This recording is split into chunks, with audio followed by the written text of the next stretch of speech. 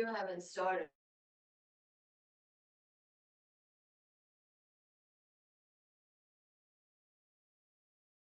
We'll let everybody in.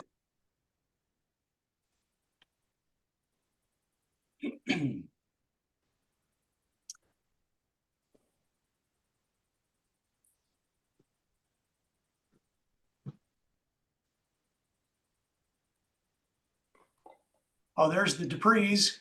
Good morning. Good morning. Good morning, David. Good morning. Oh, and I see Mr. James. Good morning. Good morning. We're on. Good morning, everyone.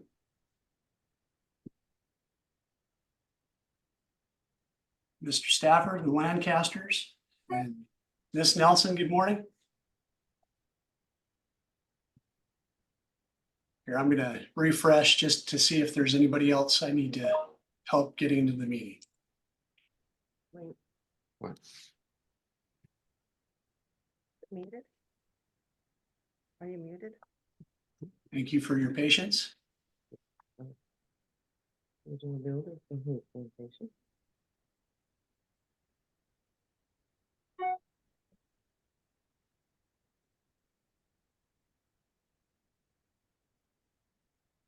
Okay, I think we have it. Steve, do you know of anyone else that maybe?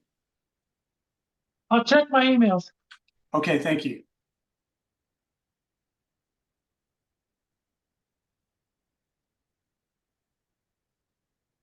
Dave, Kathy joined us also. Oh, it's good to see you. Good morning. Good morning.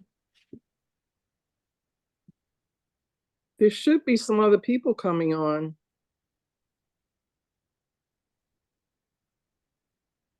Well, I am.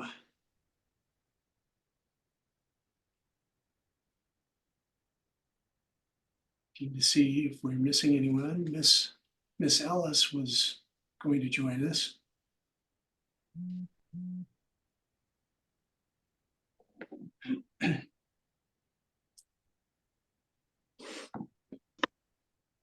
the Gamaldis were going to join us. We haven't seen them yet.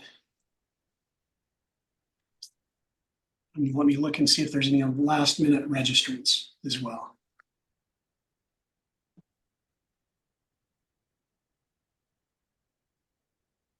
I don't see anyone there. Okay, well, let's get started and maybe hopefully they'll join and we'll catch them up if they do. Well, welcome everyone. Thank you for taking time out on this beautiful fall morning to come and join us virtually at the annual meeting of Golf Villas, Plantation Golf Villas 2. Let me put a couple of things up here to get started. Okay, just as a matter of housekeeping. Oh, good morning, Mr. Stafford. Good to see you. We have, hopefully you're all familiar enough with Zoom. We're going to be doing elections later on. And so please we're probably going to do it via chat. It's probably the best way that we can do that. I could create a poll, but probably the best way to do the voting is we're going to open up a chat session and you're going to chat directly to me. So I can see your votes and then I'll tally the votes and then we can proceed there. Okay, so does anyone, if anyone needs any help with chat, you know, once again, it should be on your menu bar. Sometimes the menu bar disappears. So you need to move your mouse a little bit for the menu to appear. And there's a chat session there. And if you click on that chat session, it should open up a side window, a side panel on your Zoom. And right now you're addressed, you chat to everyone. If you see the two, there's a little TO colon, and it says to everyone. You can chat to everyone if you like. For example, if there's some questions that you have that I haven't answered and you want to make sure that I don't miss them, please send me your question in the chat. And we'll try to give you lots of time we'll try to answer as many questions as we can as we go along. But please feel free to use that chat, and we're going to use that chat feature during the election. So I wanted you to be all aware of that now. Dave, Miss Ellis just registered, so she should be coming through shortly. Okay, great. Well, she registered earlier. But I have Josh Benson joining the meeting with us. And I think Sherry is trying to join as well. Okay.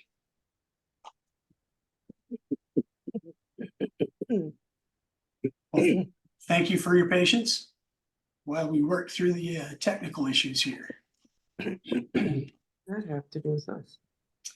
Hey, one time, hey, Okay, while we're waiting, let me just share. why? Does everyone see the presentation? Why should we pay for that? It's Yes, Okay, great. Thank you.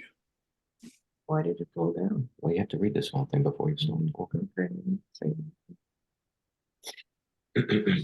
Okay, well, while we're waiting, we can just go over the agenda.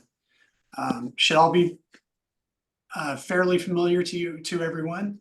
Welcome. Once again, I'm Dave Nelson. I'm the Secretary Treasurer of the association, one of the board members. We have Rodney Brown with us, who's the president of the association. We have Marcia Lundy, who's also a board member. We have Josh Benson, who's a board member as well. We also have with us represented, we have Steve Davis, the property manager to the association.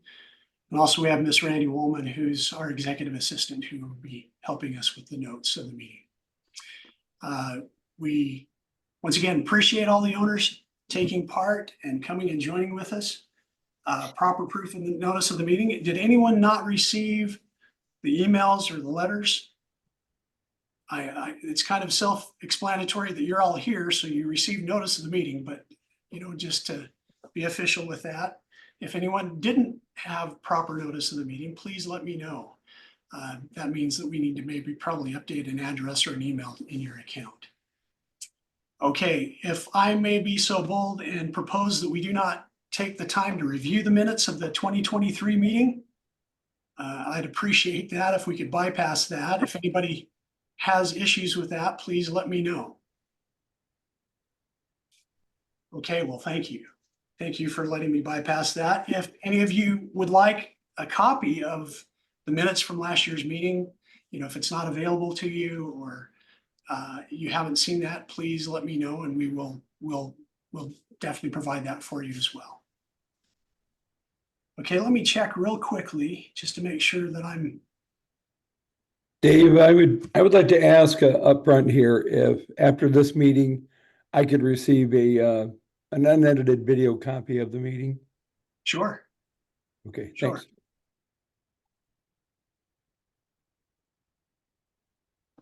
I do not see any invites still.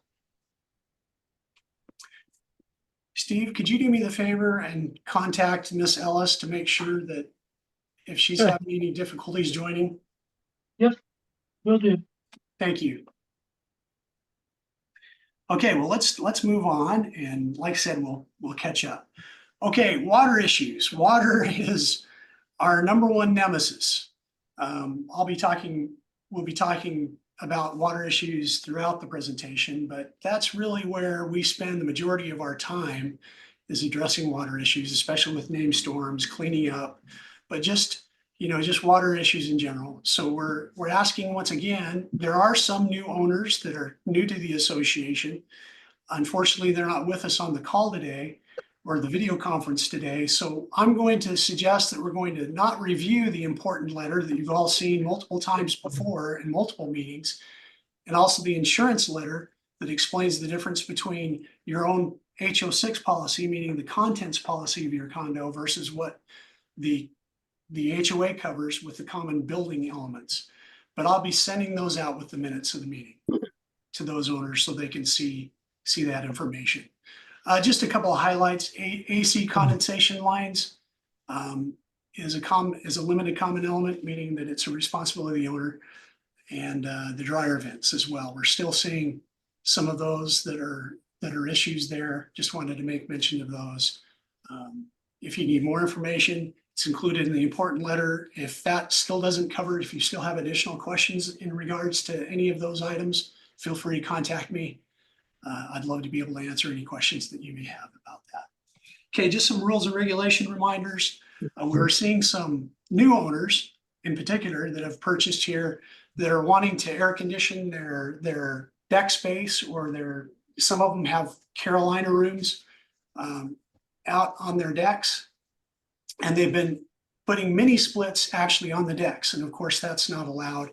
Of course, owners are free to air condition their decks, but the actual condenser unit needs to be down with the rest of the condenser units down to the side of the building, not up on the decks.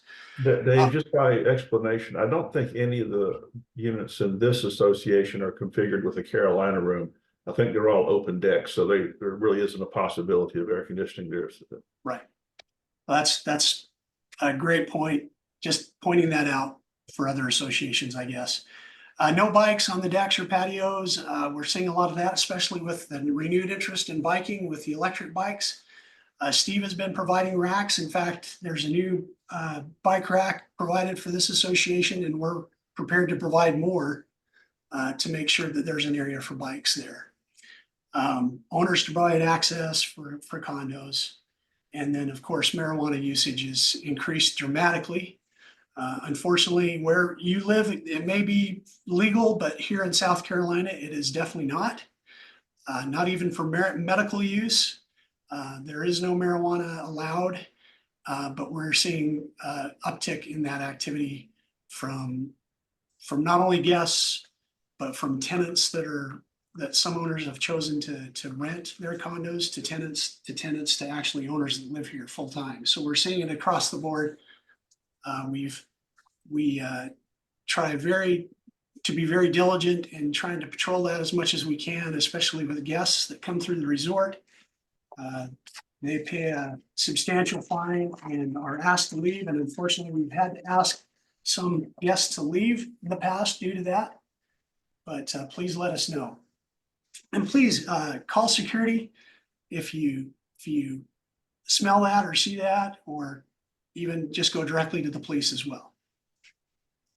Dave, we've, I think both Marcia and I have experienced that from our neighbors directly beside us, resort units or managed units, but called security and they say, oh, we really can't do anything. So what's left? Well, I don't know which security officer you're speaking to, so call the police if the security is not going to help. Let them know. The security knows, our team knows they need to come and make a report, and they need to ask especially if they're resort guests. We have ways and means to take care of that it's much easier to address than with owners, tenants, or owners themselves. Well, these are resort guests. And also I watched over the past few months, multiple drug exchanges right down in front of our unit. Same car will come in, some young woman park just directly below our window here at the end of 210 in that parking spot that's kind of nestled in the landscaping there. Some guy that apparently lives here or rents, I'm not sure which, will walk through the landscaping, open their door, they'll make the exchange, he'll walk away, she'll pull away. I mean, it's as clear as day. I don't get it, but you know, what are we to do? I mean, this isn't really helping our living situation at all. Well, please, once again, the two suggestions that I have is, number one, get security involved, and in an exchange like that, please notify the county police. Let them know that happens. You know, once again, it's something that's dramatically increased here just in these last couple of years, and we'd like to stop as much as we possibly can. Seems to correlate to the Section 8 rentals that Blaine has. Well, I can assure you that Blaine does not have any Section 8 in his condos. So let's move on. Any questions from anyone else so far on the presentation? Okay, well, I'm going to turn some time over to Rodney to kind of explain. You all received letters on this, but we want to make sure it's perfectly clear what happened in building 210 and what we're doing about it. Yes, everyone received the letter, and this was something has never happened before in any of our associations here. But we had in the loft area of an upstairs unit, this is an area where the ceiling is 20 feet plus above the floor level. A massive failure of sheetrock, and we had virtually the whole loft area come down. It was alarming for us. We called an engineer in to make an evaluation, and not only to try to determine the cause, of course, but also to suggest a remedial action of any for other units.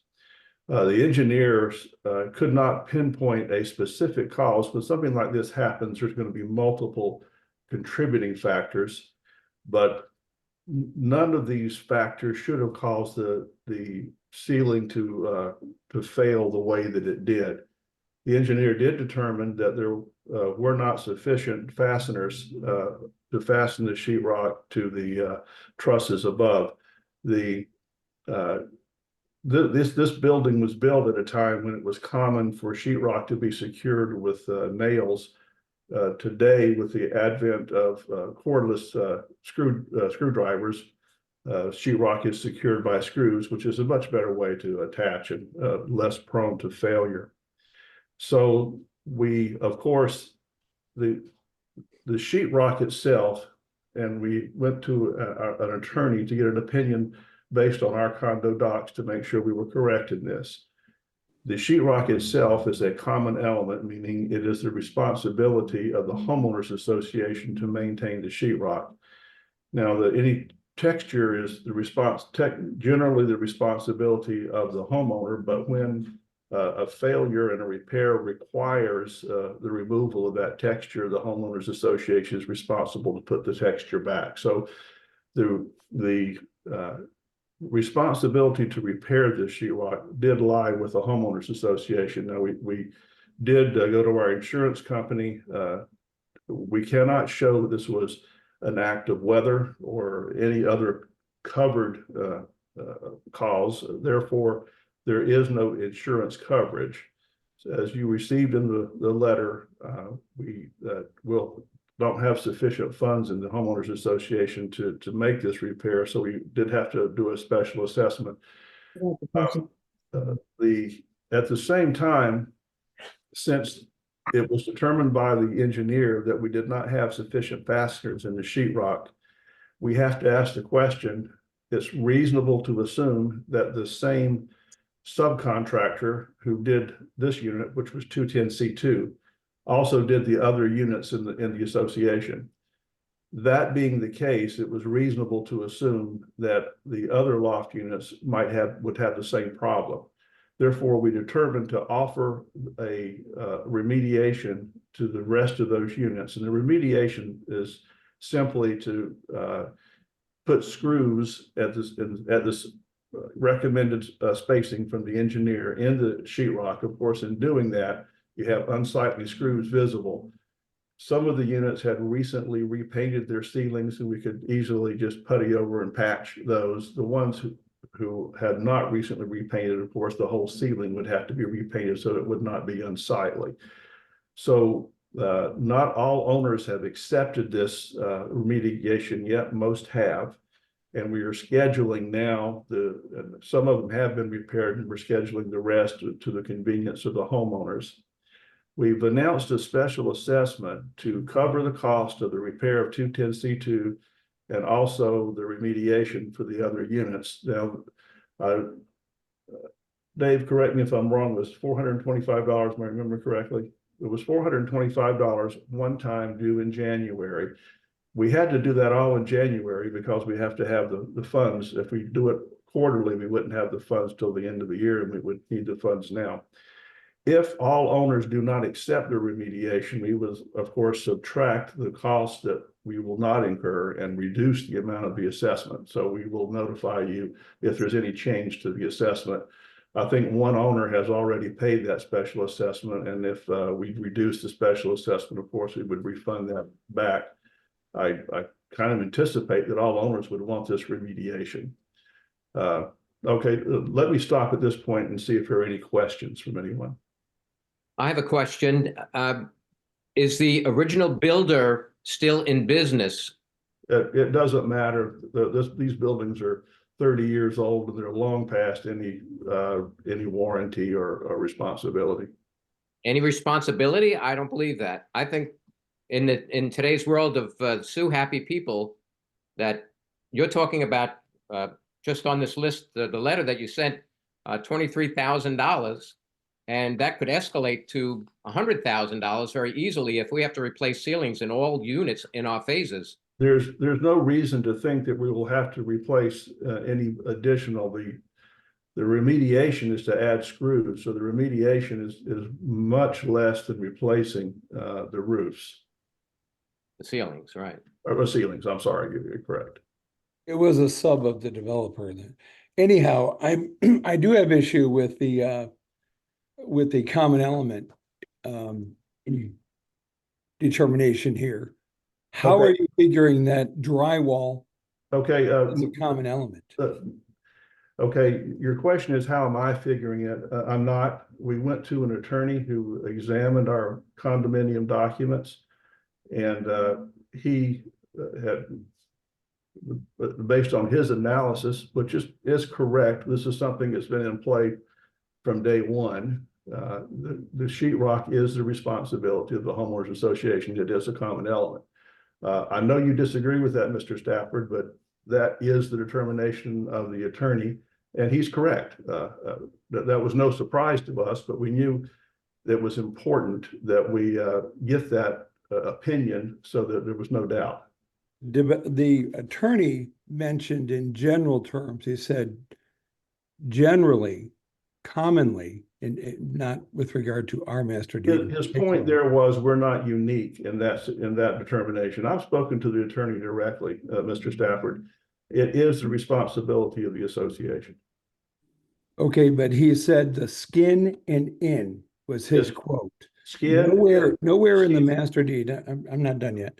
Nowhere in the master deed does it say the skin and in. Typically, but Mr. Stafford, I'm not going to debate the master deed with you here. We knew that this would be a question. We went to a competent attorney. He made his recommendation, not recommendation. He made his determination, and the HOA is responsible. So you know that this discussion is complete at this point. I have a question. I see a question. Oh, for me? No, there's someone with a hand raised, or maybe they didn't intend to raise their hand. Okay, maybe if you have a question later, if anyone else has a question other than whether we've settled the matter of whether the association's responsibility or not. If there are other questions, I would entertain those at this time. Hey, I'm sorry. I had a quick question. Sure. First, this is Steve Michaels, 216 B1. You said that the engineer said there was no specific cause determined for the sheetrock falling. Does that understand you correctly? He could not determine a specific cause, no. Okay. No, once again, he did note that there were not, the fasteners were not sufficient.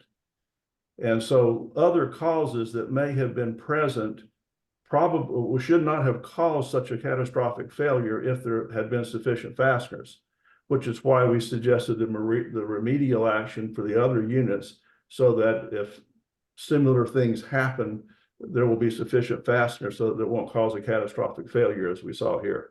But what I sort of don't understand is this drywall's been up for 30 years with these fasteners. And this has never happened before. The engineer can't determine a specific cause. We're have it fixed to a problem that we don't know what the issue is, and who says that in a year from now it's not some other issue and we're sort of back at square one. Well, people could go up in the roof and step on the sheetrock and loosen it. Okay, there things can happen, and things do happen. And we've had holes poked in sheetrock that way. We've had leaks that have caused sheetrocks to collapse. But none of those things cause whole pieces of sheetrock to come down the way they did in this. This is what was unique. The solution for that is to put the nails up. So well, I said nails, I should have said screws, to put the screws in at a sufficient quantity and a sufficient length so that you have one of whatever the other factor is. If someone's up there and falls through the ceiling, that's fine. They fall through the spot where they stepped, but you don't get the whole roof coming down. You don't get a cascade effect where multiple pieces, entire pieces of sheetrock come down. So that's why we did the remediation is in case there is another event, whatever it was, that you have sufficient fasteners to make sure that we don't get whole pieces of sheetrock. Nothing is going to stop someone from stepping through sheetrock. That can always happen. Having done that once or twice myself. Yes. Understand. So I guess my question would be, should that sheetrock fall? In this case, someone was there and was injured, whose insurance would have been responsible for that sheetrock falling? And where would the liability have been, with the HOA or with the homeowners or both? Well, but whoever was injured is going to go after the owner and the HOA, and the insurance companies, and hopefully not, but perhaps the courts would have to work that out. It doesn't sound like our insurance company is worried about liability, though. Well, no. Bear in mind, this isn't a liability issue. This is a construction or a repair issue. So liability, no one was injured as far as we know, and so there's no liability here at this point to be concerned about. But I'm assuming that's why we're fixing it, is because of the liability. Yeah. Oh, yes, you're very correct about that. In fact, in talking to the attorney, and this is a verbal thing he said to me, he says, from a liability standpoint, you get an engineer, you let him do an assessment, then you do what the engineer says. And that's how you mitigate your liability, which is exactly what we're doing.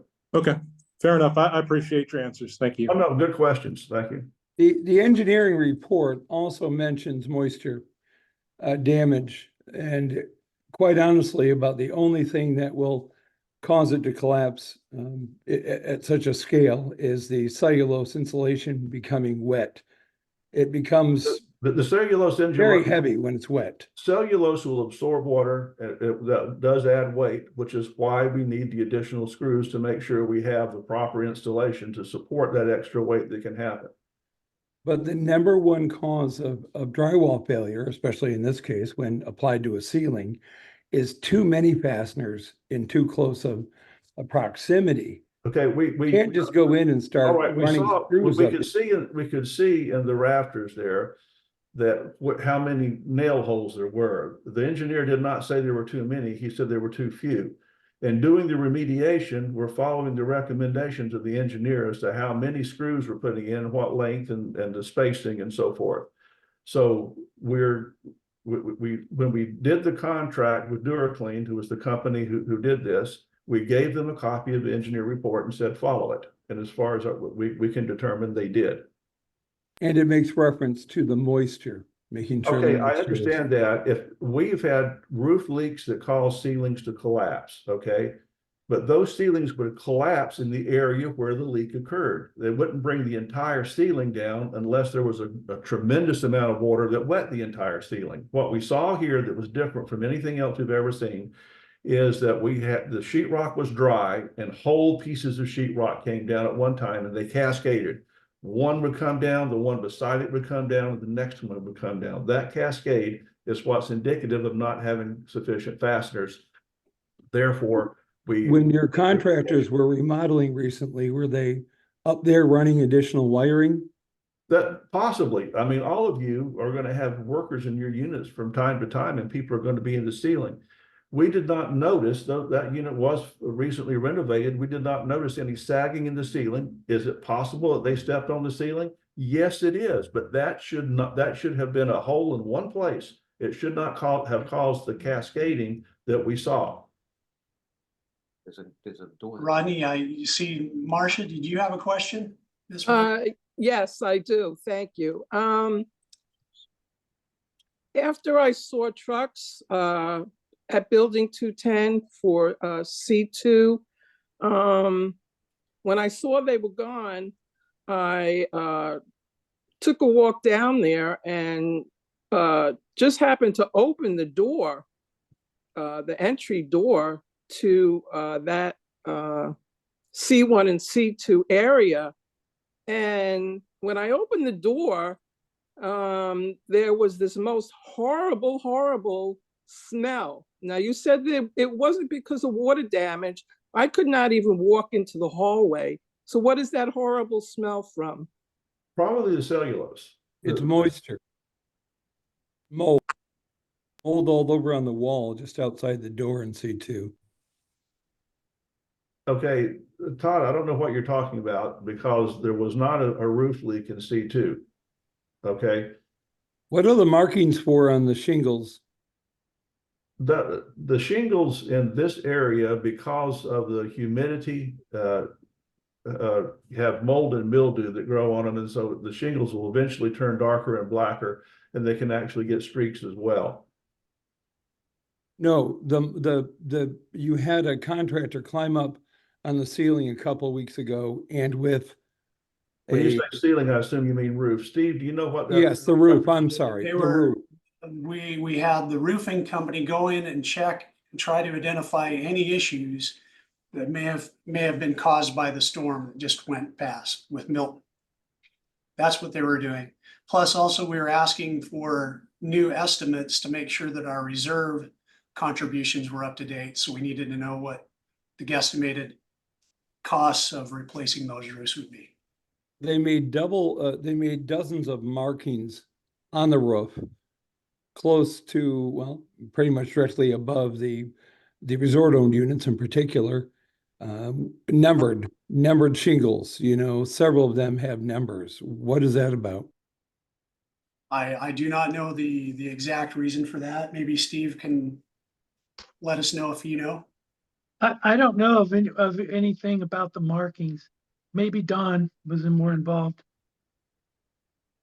Well, they went up and they If there marked have been any areas that areas were in that suspect roof- for leaking.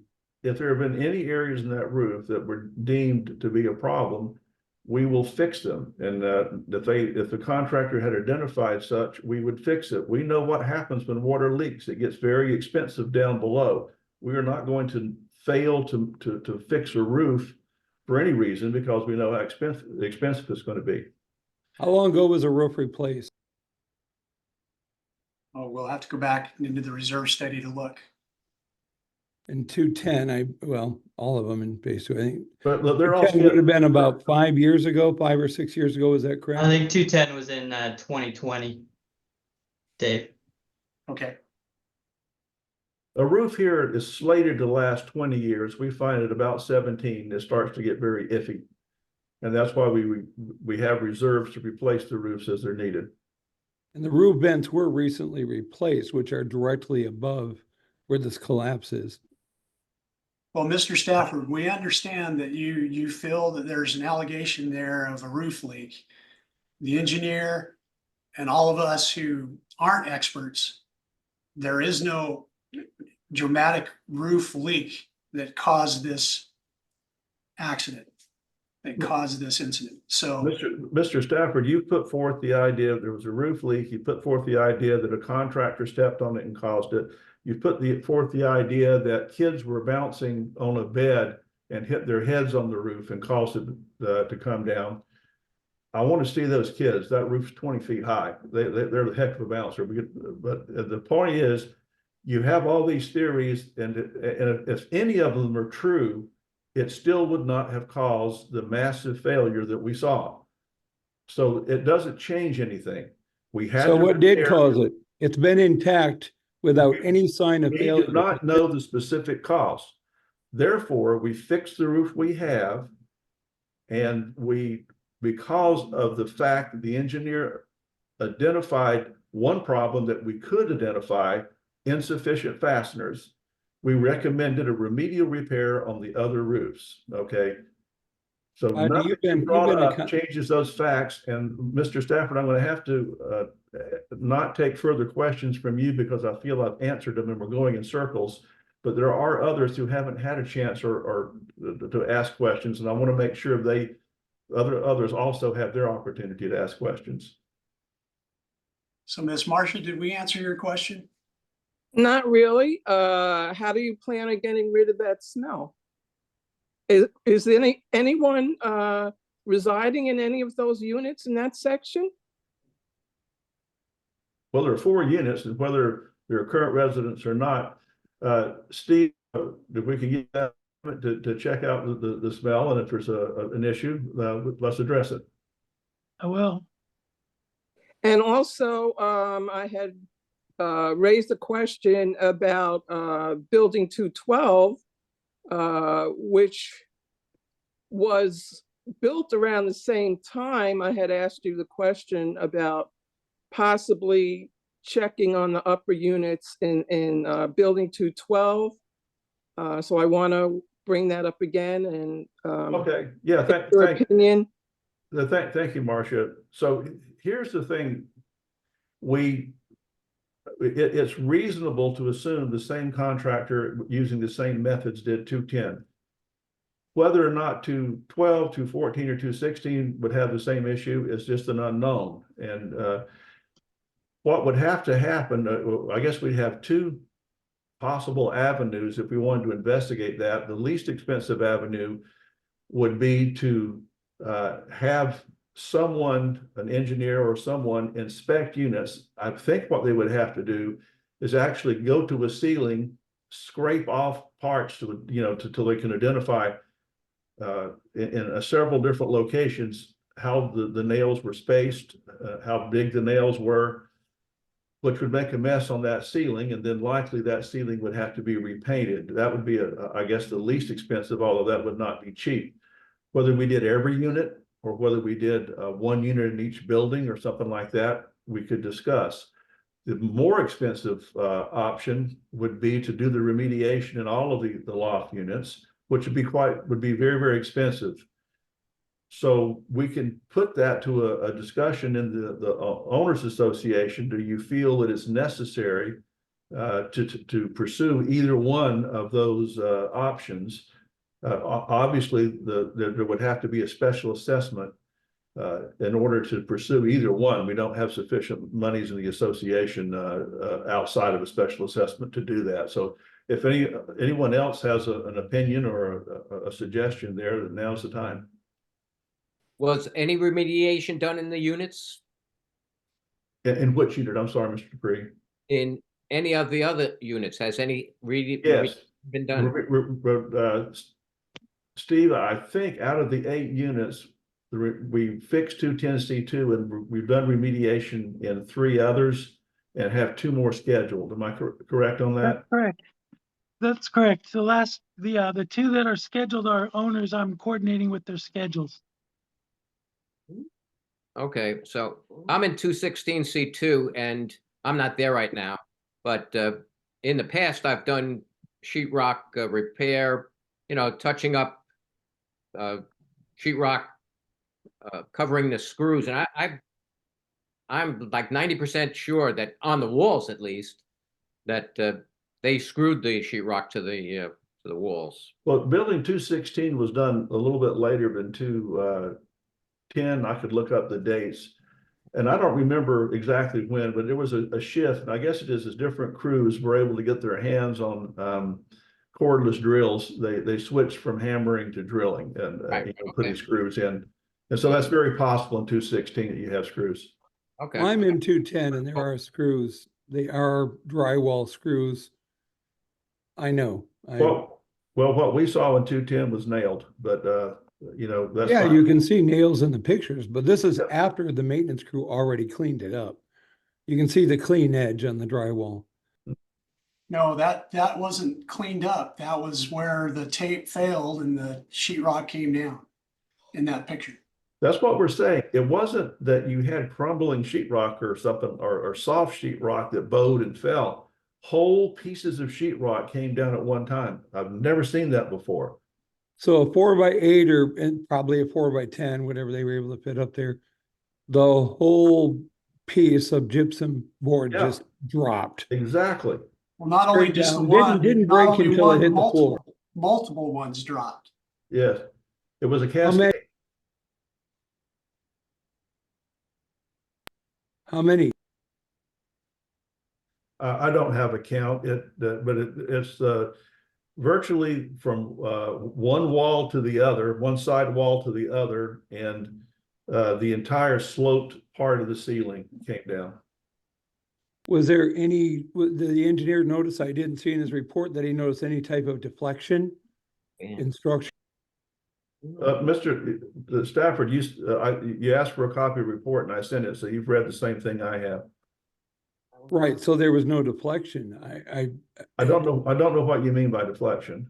Deflection is like bending, like in the roof trusses, you know, like Well, if they start to bend. once the sheetrock came down, it would be impossible to determine, but the sheetrock that was left up, no. I didn't notice any when I was in there.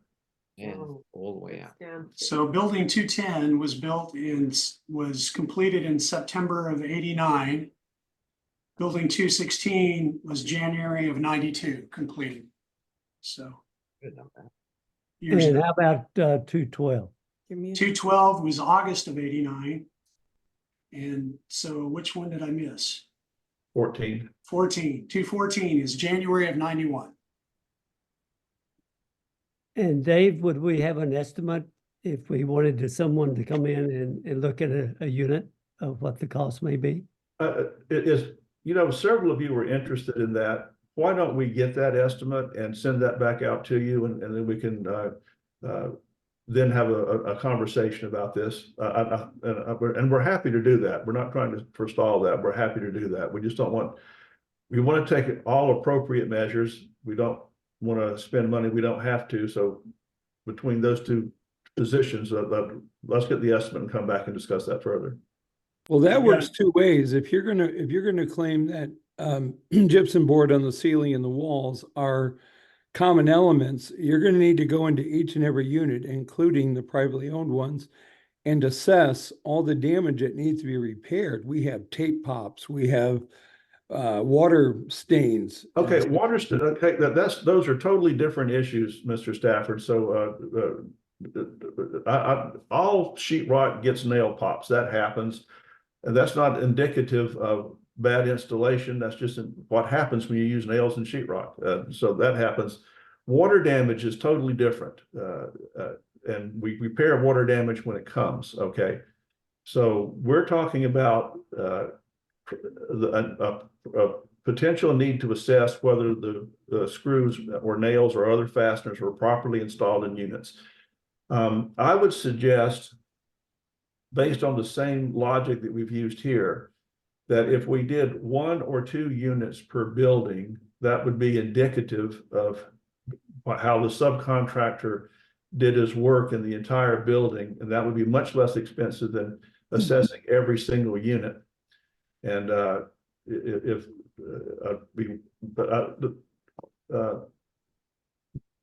and Mrs. Bruno, you have a hand up, and just your little hand up signals on. Did you have a question? No, Rodney, this is Kenny Lancaster. I don't mind paying, and I'm okay with paying, but what I was listening to earlier, you were talking about some of the other units that may have been built by the same builder. My worry would be if we don't check it, if something happens, what type of liability association is going to have to pay then. So, I'm for, doing whatever we got to do to check all the buildings, or like you said, maybe a few here and there to see what we need to do to go forward. Okay. I think that's a fair comment, Mr. Lancaster. So why don't we get that estimate of what it would cost? We'll come back to the association, and if the majority of you are willing to have that expense, then we'll certainly go forward with it. I don't disagree with you at all. Thank you. The difficulty here is that you said the engineer could not determine a cause. How are you going to assess the risk of the units? We're going over the same turf. What we're saying is, regardless of the cause, it was clear that the sheetrock wasn't properly attached, or the whole thing wouldn't have come down. If I take a garden hose up there and let it fly loose or for hours, I can bring the whole ceiling down, but it's not going to come down in whole pieces of sheetrock. Okay, if someone steps on it, I can put a hole in the sheetrock, but it's not going to cause the entire whole pieces of sheetrock to cascade down. We're not trying to prevent all water leaks. We can't do that. What we're trying to do is make sure if there is an isolated problem, it doesn't suddenly cause the whole roof to collapse. And I think it's a fair assessment that, you know, if our owners are concerned, let's get a quote. And if it's reasonable, we'll do the checks. And if it's found that other ceilings have the same problem, then we will certainly want to do the same remediation. Were they able to determine how many fasteners were intact per sheet of those that collapsed? You read the same report. He did not go through and look truss by truss to find out. But he did look at enough that is, in his opinion, they weren't properly fastened. And that's all the information I have on that. Nothing more specific, like 12 inches on center. I mean, was it 13? Okay, Was it 12 and a half? I want to thank everybody for their participation in this discussion. We will get back to you about other units, and we'll let you know if there's any change in the assessment after we've heard from all the owners. So Dave, I'll yield the floor back to you. Thank you. Thanks, Rodney, and appreciate the discussion on that. Heaven forbid someone gets hurt from that. And so that's really a concern. I do have a couple of other hands raised. I just wanted to make sure that we did the best we could to answer any questions about this topic before we moved on. From anyone? Okay. This is Doug James. We're in 212, and we would certainly be interested in trying to do whatever we think is appropriate to prevent any problems in the future. So we appreciate everything you're doing. Well, we appreciate that comment as well. Like I said, what I'll do is Steve and I will work on some proposals of what it would cost for us to go in and evaluate ceilings, and then we will definitely bring it back to the HOA, and we can try to see what we can discuss to move forward. All right, so other major projects in the association. Steve's been hard at work pressure washing all the buildings. We're going to be doing that at least annually. Our goal is actually to do it twice a year, but at least we're dedicated to doing it annually. All the decks have been repaired and stained in this association. We did a lot of work in some cases, actually rebuilding whole decks. Repaired is kind of a misnomer there, but we've taken care of those issues, and hopefully you're enjoying those brand new decks in some instances, but at least the repaired, we've secured a lot of the decks to the building, re-secured them, stained them, and they all look great.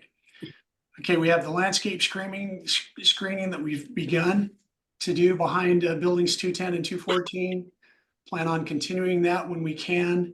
That was actually, the project was put on hold due to the exorbitant cost of insurance that we'll be talking about, but we'll hopefully have some relief on that, and then we can go back and provide that. Okay, water drainage. Before we had ponds or canals to drain into, and now we don't. So we've spent some time on trying to take care of and address those issues with 214, 216, especially where they were draining into the previous pond. Now there's no longer a pond there. We've put condensation lines into boxes, so where your condensation lines end and come out, to try to protect them from mulch and debris, and to try to keep them as free as we possibly can. We put them in basically one of those green irrigation boxes with a lid. We did some French drains and so on and so forth. Now, we still ask you as owners to go and check that at least annually, to check those boxes, to make sure the lines are clear, that there's nothing that's preventing them from draining. But we hope that will be a big help in keeping those lines clear. Okay. Let's see, water drainage. Oh, as well, the gutters. The gutters used to run into the ponds as well. And of course, we don't have ponds to run the water into any longer. So you'll see, if you look out on your decks, little green drains, and they're almost like pop-ups, to where when the water flows down the gutters, they're drained, and then they run into that swell that runs down to the pond that is now behind, say, building that starts at 210, 212 area. So that's what we've done from the water drainage standpoint. Okay, in November, it hasn't been completed yet, but it's scheduled for the beginning of November. We're going to be paving the intersection of Double Eagle Drive and Presidential Drive. That's, of course, a super well-used area, lots of traffic, and the road is needing to be repaired there. But that's, of course, shared expense by all in the resort.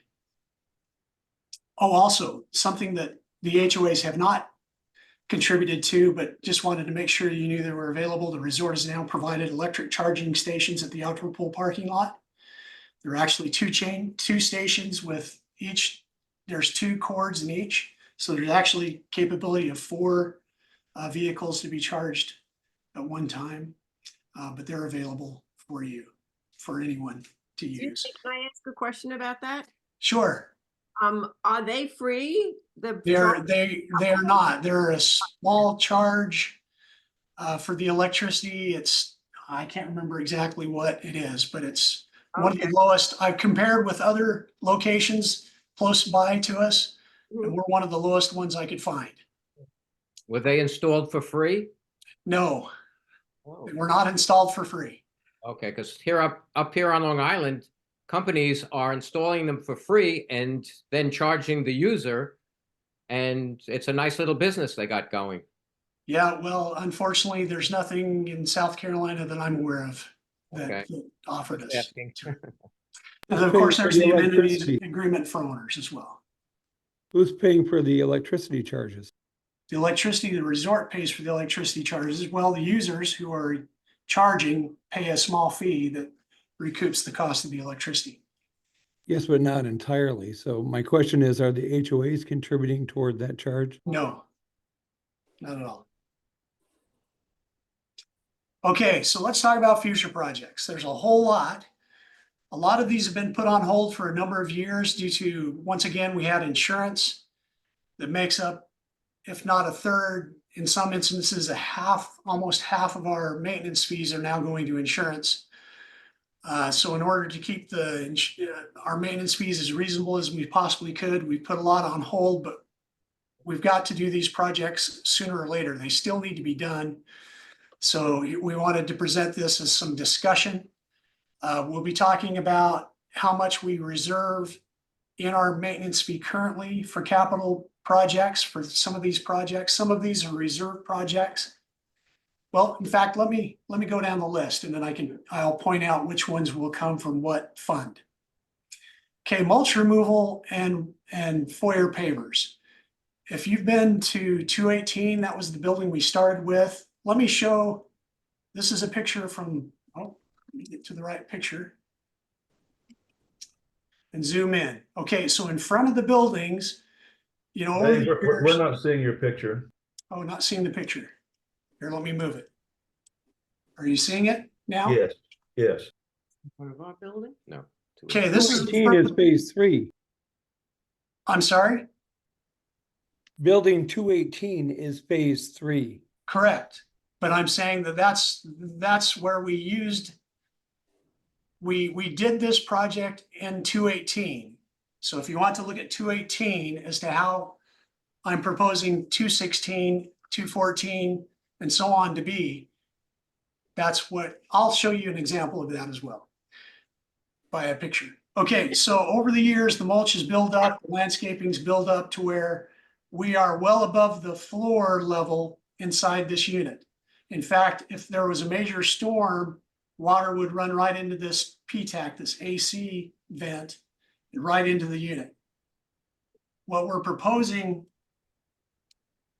here for these 3 different quotes is we're going to be removing all the mulch, removing everything out of in front of the buildings, except for the palm trees, and replace it with grass. So there's no mulch to be built up in the future where we ever have to hopefully do this again. So let me show you the paver example of 218 that I was referring to. Okay, their mulch was built up way past the PTAX here. If you can see my cursor here to the right, we've cut the mulch completely down and there's grass that's going to be planted here. So mulch will never have to be re-added to reaccumulate again. Here's the entrance to the foyers. Remove the mulch beds and a lot of the overgrown vegetation into the foyers.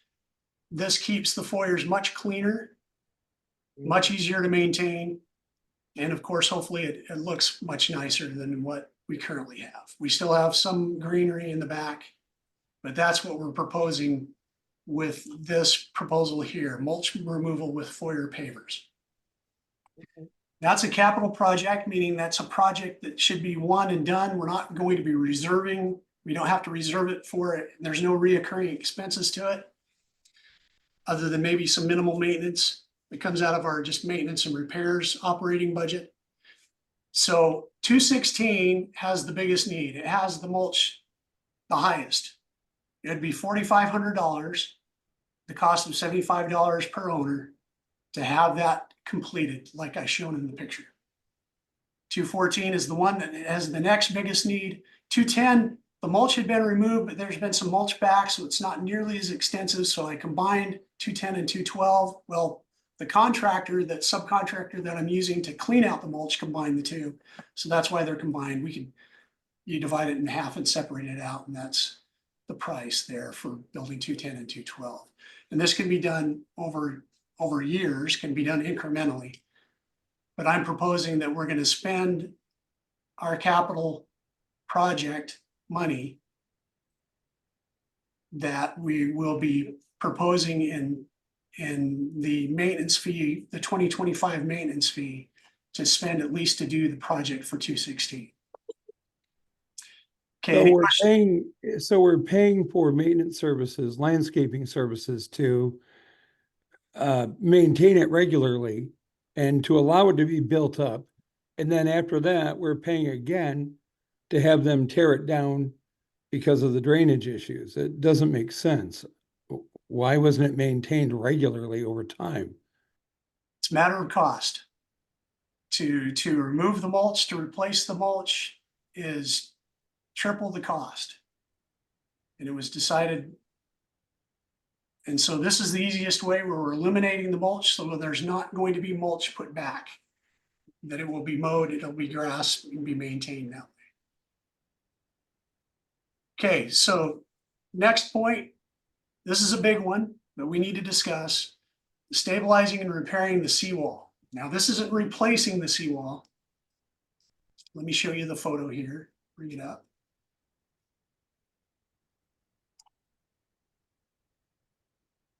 This is line 212.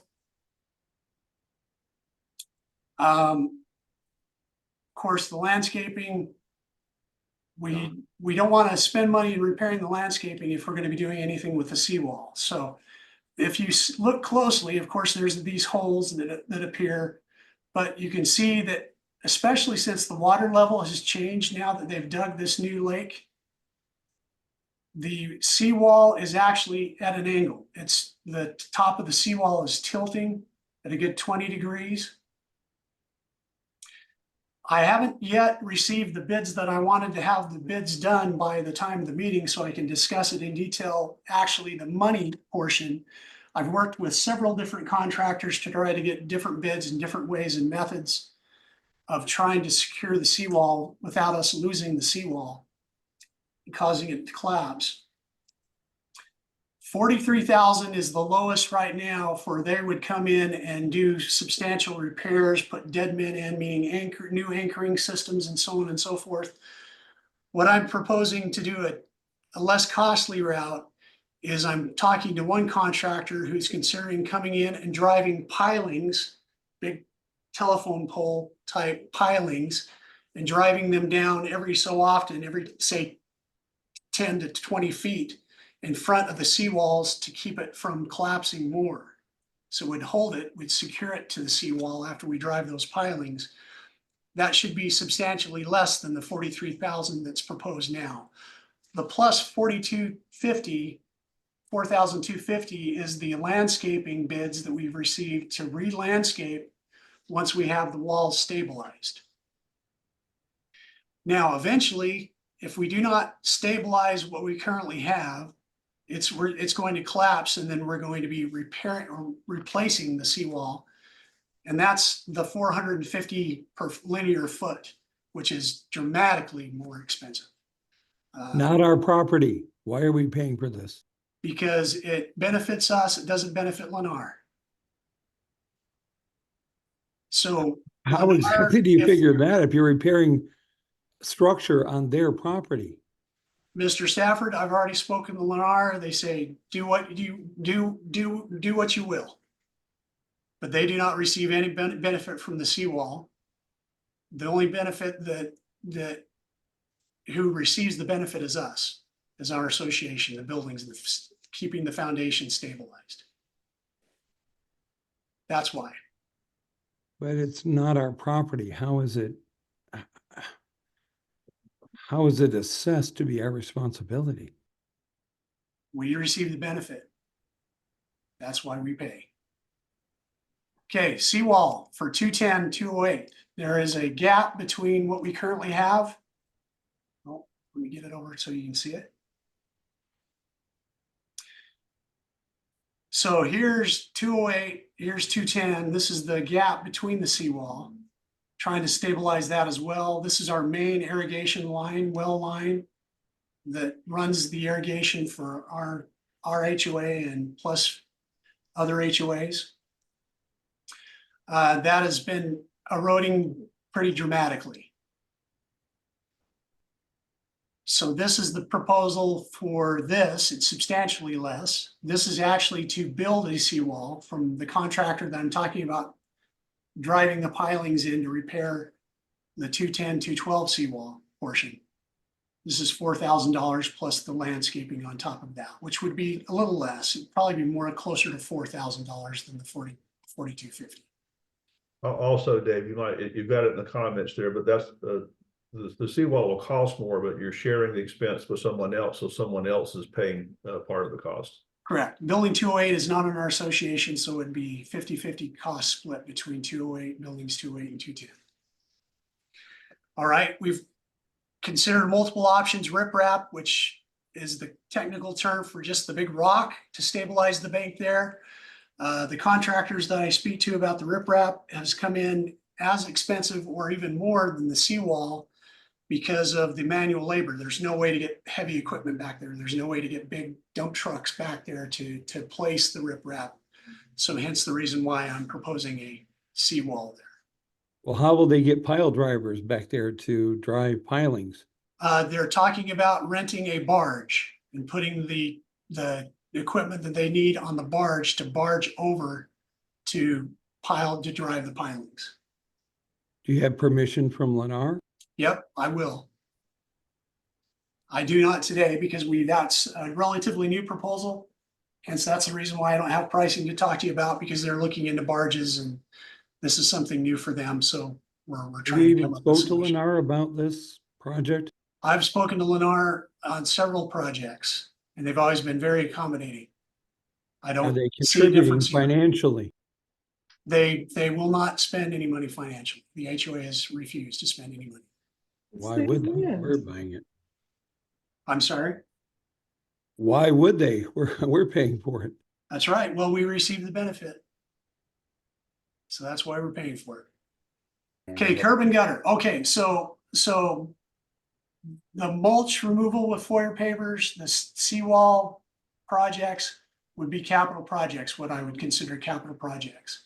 Hopefully one and done, that we wouldn't have to set up reserves and have continual expenses beyond the initial cost of doing the projects. Curb and gutter is the same. That's a capital project, not a continuation. Let me give you a photo here. So for example, you're seeing the 216, the end berm has the curb and gutter already done. This is the main berm for 216.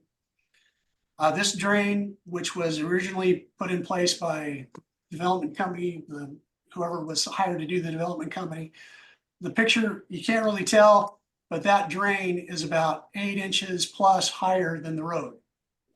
So in a major storm, that drain is a good place to clean out debris, but it does not drain at all. Hence, in the past, we've created this drain and piped it into that drain basin there But you may not be able to tell on this picture via Zoom, but you see cars are running over the grass there and actually have damaged this drain on several occasions. We've had to rebuild the drain because they've ran over it.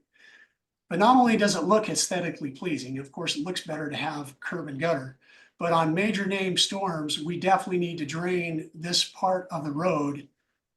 And it is not necessarily draining properly. Right here, water drains and puddles substantially, and on the 216 side, entrance side as well, closest to us, there's major water buildup there that damages the asphalt and so on and so forth.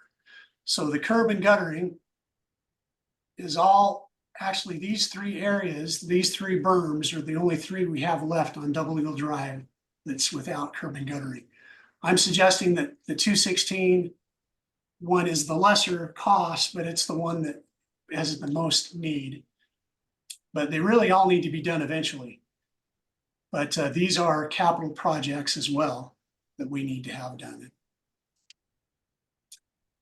So paint condo entrance doors, this is one that Steve and I have been talking about. We've done this years in the past where the owner's doors, the doors to your units inside the foyers need to be painted in most cases. There are some that are keeping it up, but most don't. And so in order for us, instead of us going to the owners, which we do already, and they've refused saying, oh, my door's fine, it's good enough. Well, no, not for a resort. We need to have well-maintained condo doors. So we're suggesting maybe as an HOA, we go in, we get a better price from a paint contractor because we have volume, economies of scale. We go in with a trusted paint contractor and we go in and paint the entrance doors per building, across the buildings. So it's all uniform, it's all the same white. We all know it's been addressed and it's been taken care of. So that's a project that we're proposing to do in 2025. If we don't, a lot of owners are going to hear from Steve individually in getting their doors done. The only wrinkle in this is that the doors need to be open to allow the paint to dry around the edges of the door so it doesn't get caught and stuck into the weatherproofing of the door. So we have to keep the doors open. So we actually hire security, and that's included in this price as well, to come and patrol the buildings while the doors are open during the day. We try to do it to where it's one day.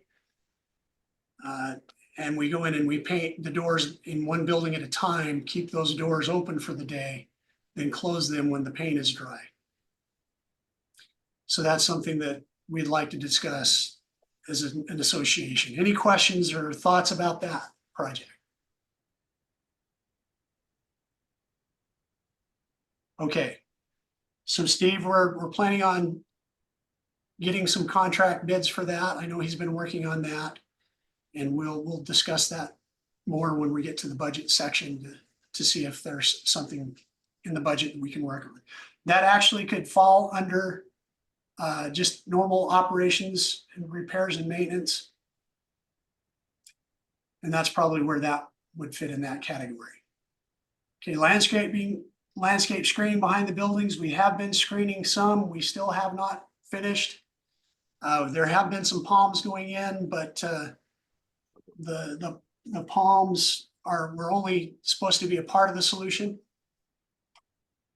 Excuse me, I've had an order coming to the meeting. So that's just an approximate guess of what we do in completing the palms for the second floors, and then coming back for the first floors and doing some lower screening, some bush screening as well. Okay, seal Double Eagle Drive and seal traffic circle at the entrance to the resort. Those have been put on hold. They've been actually on the project list for going on 3 years now. We need to do that in 2025. So that is our HOA's portion, because of course that's shared by all the associations in sealing Double Eagle Drive. That's the Plantation Golf Villa 2 HOA's portion. And that's the same with the seal the traffic circle and entrance to the resort. That's actually the traffic circle, and then the Golf Colony Drive going to the resort entrance there that we're proposing to seal to maintain those roads, especially with all the increased traffic that's now on the roads. We need to do that.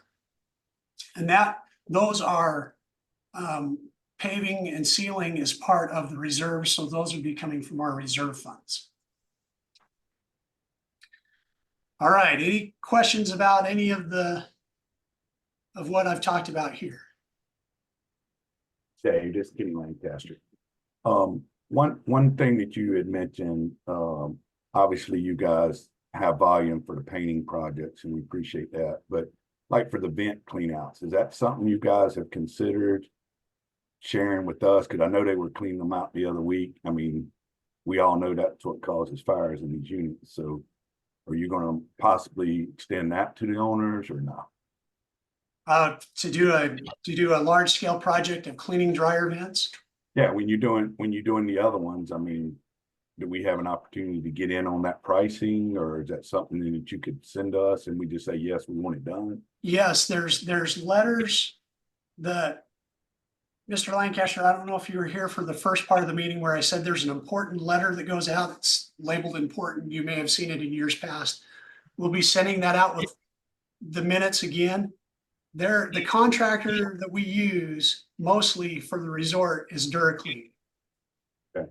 And DuraClean, I know, has given price breaks to owners when owners have contacted them if they are patient enough to wait to do the same time when we do all the condos, you know, the condos that we manage, because they're already on property. And that contact information is in that letter. Okay, perfect. Yeah, I'll get with them. The only other, I got two more questions. One is, like the painting of the windows on the condos, is that your responsibility or ours? Because in 210, we got different colors and different windows.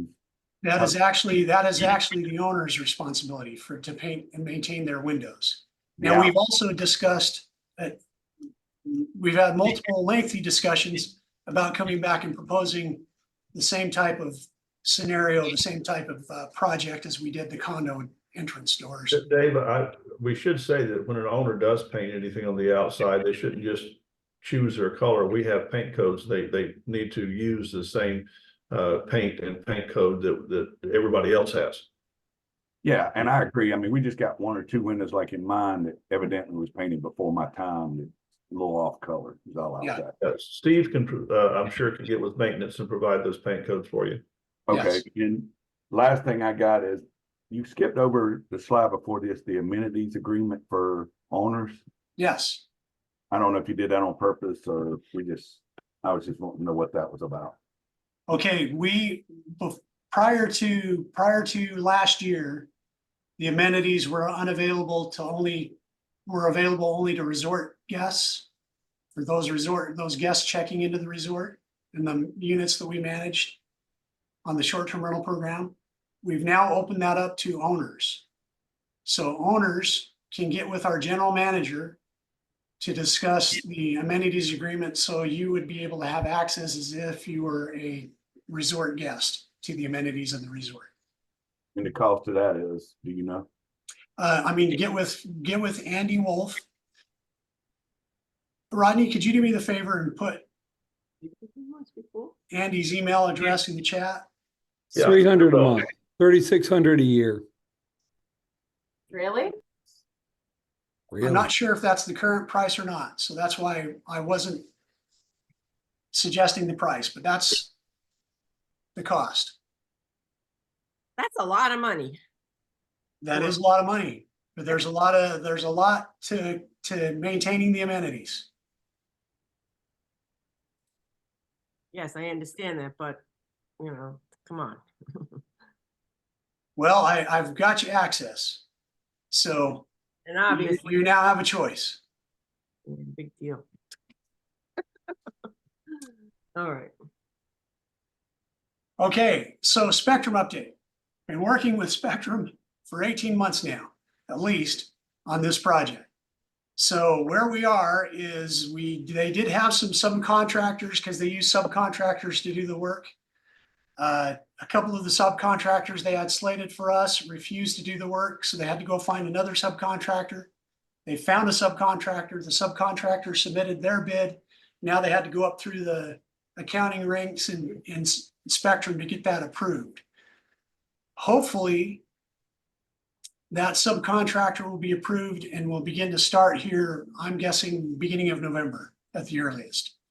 What that subcontractor will do, there's 39 additional APs. APs are the wireless antennas, the little boxes you have installed in the condos. There's 39 additional ones going to be added to condos throughout the resort. They'll be wiring those. And then more than likely another subcontractor will be coming in to replace the current APs with the new APs for the new system. So that will all be happening, hopefully, as things go to plan, that we by spring break, the new Wi-Fi system will be in for all of us. But that's kind of the timeline now, and it's just a slow moving behemoth as Spectrum is in moving things forward. But we're at least seeing light at the end of the tunnel. Does that include privately owned units? Yes. Not Every AP will be replaced. So we will need access. Hopefully it's going to be very quick, 10 minutes plus, or 10 minutes plus or minus 5 minutes just in and out to replace the current antenna with the new antenna that will be give a much stronger signal. And this is necessary for us to have the updated features on the cable TV, correct? I'm sorry? This is necessary to be done for us to have the features, the new features that are supposed to be available for the cable. The servers on the back end for the cable, basically, they're basically two different agreements with Spectrum. You now have all the channels already with cable. If I just haven't announced that to the owners because they're still changing things, moving channels around, but you can go back and you can rescan for new channels now, and you'll find you'll already have access to the new channels. Yeah, but last year you had mentioned the APs had to be replaced to have more signal strength and bandwidth in order to use the app, the Spectrum Yes. Enterprise app. For the app, correct. The app is associated with the Wi-Fi. The app for the cable TV channels to watch it on devices, yes, is tied to the Wi-Fi system. Correct. Pause, record, etc. I'm sorry? It will allow us basically DVR services, correct? Pause, record, etc. Yes. Yes. Okay, insurance. We're sure hoping it goes down. We have hopes, but we just don't know. Rodney, do you have anything to add to the insurance? I will say that the insurance spike that we've seen is a little bit cyclical. It happened previously in the early 2000s. You may recall there was a spate of hurricanes from Katrina, then several in Florida and Louisiana and Mississippi, and that and other factors that caused premiums to spike. And they spiked for, well, I think two and a half years, and then they started coming back down. Competition came back into the market and they started coming down. We have always assumed that would happen with this one. We had great hopes prior to Hurricanes Helene and Milton that this was the year, and it still may be. Our insurance broker has said that renewals that are happening right now are coming in at par or sometimes less. How these hurricanes will affect that, we don't know. You might ask, why don't we go ahead and get a quote now and see what it is? They will not, the insurance companies will not quote us until 30 days out because they're not going to maintain a price for 6 months. So we would not be able until at least sometime in April to get a quote. So you'll see when we show you the budget that we've budgeted insurance to stay the same as it was this year, with hopes that it might go down and a little bit of a fear that it could go up some more. But since there's no way to tell, we'll have to approach that as we get the quote. Thank you. Thank you, Rodney. Appreciate that. Any questions on insurance? really, it's just a guessing game right now. As we get closer, hopefully we'll have better information to provide for you. Okay, savings to the association. I'll let Josh explain how we used to have savings accounts that was earning very little interest, less than 1% interest. Now we moved our, for example, our reserves, our savings for roofs and parking lots, and so on and so forth. We moved those to a Trust money market account where we're earning 4% plus interest. And no increases on the cable Wi-Fi contracts for this year. Due to my negotiations, that's a savings. And then of course, collections, there's no delinquent owners that we're carrying right now. So that's a great savings to us as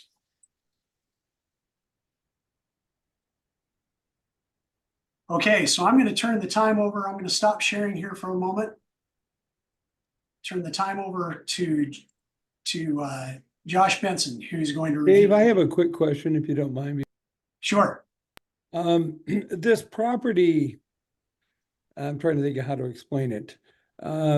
Where the entrance to the development at Double Eagle Drive, is that still Platt or Colony? It's Golf Colony Drive from the traffic circle on. Right across the street from basically building 200, if you will, Colony Drive. There's that parking area that I asked before if you guys own that property. You guys have been parking these shuttles. We do not own that property. How is it that you're allowed to park the shuttles there? We've gotten temporary permission from the owner. Anything that can be worked out there with regard to parking golf carts? Well, golf carts are a longer term solution. Because any day he's going to say no. And in fact, he has said no in the past. So there's no guarantees there. Okay, so Josh, the time is yours. Thank you. All right, well, good morning, everybody. I'm sharing my screen. Can everyone see that? Yes. Okay. So let me tell you what I'm going to show you, and then we can ask questions as I show them to you.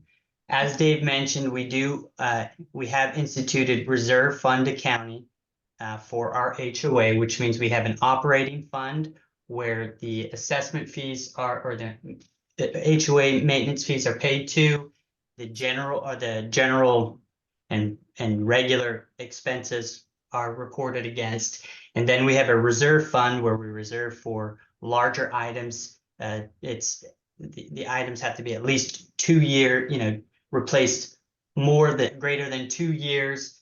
Primarily that's roofs and repaving roads and a few other things. So what I'm going to show you first is the 2024 anticipated year-end actuals compared to budget in the operating fund.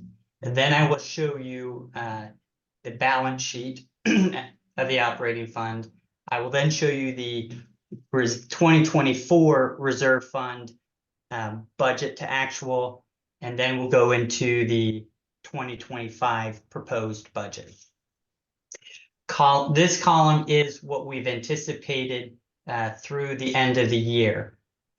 We take actual numbers through September, and then we forecast the remaining expenses through the end of the year. Not all of the expenses are, exactly the same month to month, so there's some artwork put in place here. For our revenues in the operating fund, we anticipate matching our budget dollar for dollar with our assessment fees.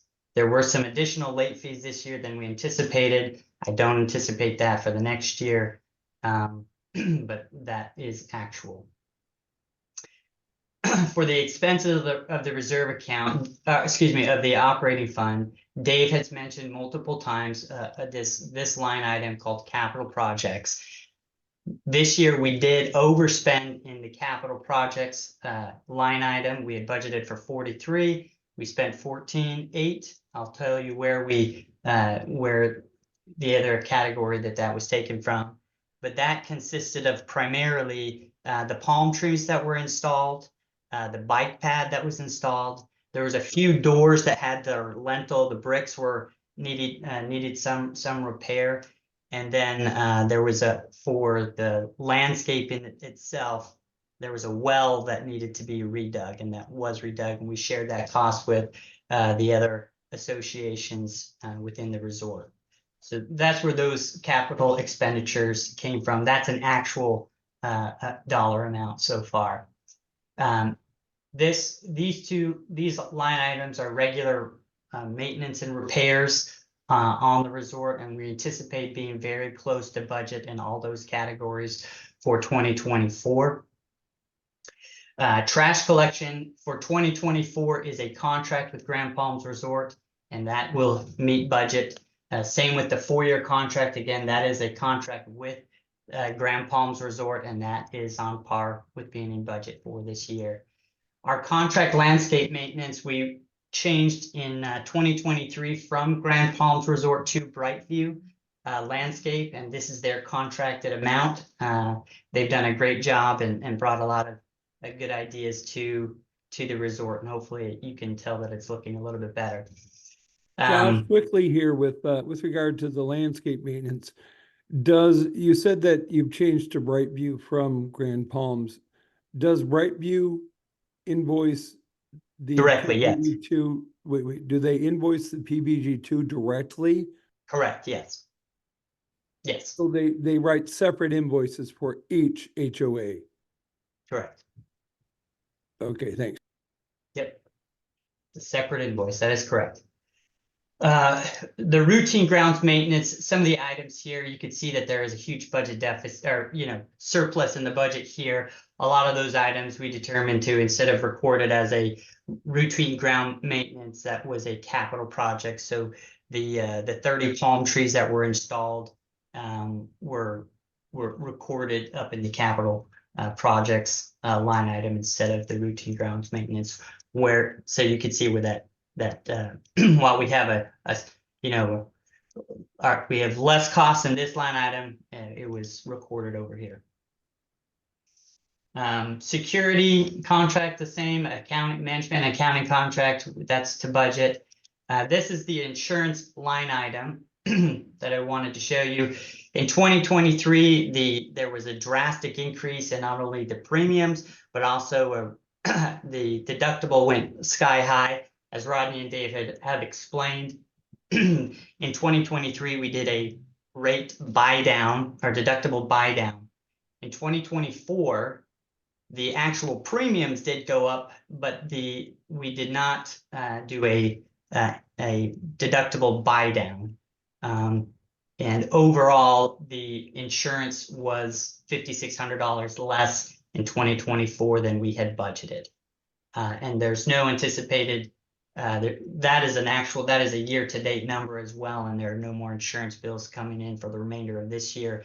Like Rodney had suggested, our renewal comes up March or May, Rodney? I thought it was March. It's May, but yeah. Is it May? Okay. And then I have budget for, well, I'll get to next year's budget in a moment. The common electric and water is going to hit right on par with what we anticipated. Same with the cable TV. The cable TV is a contract with Resort Services Group, and that again is a separate contract, is separately invoiced. Internet for 2024 remained constant with 2023, which is $38 per unit per month, and that has remained constant as well.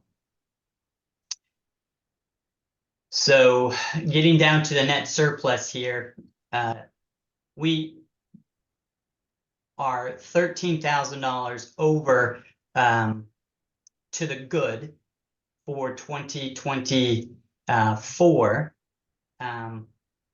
Overall, we had, let's see. Let me explain this line item. What this means right here is that we had budgeted $28,400 more in revenue than in expenses in the operating account.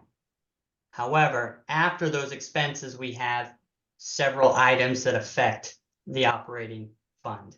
One is the reserve fund contribution, essentially money we're moving over to the savings account.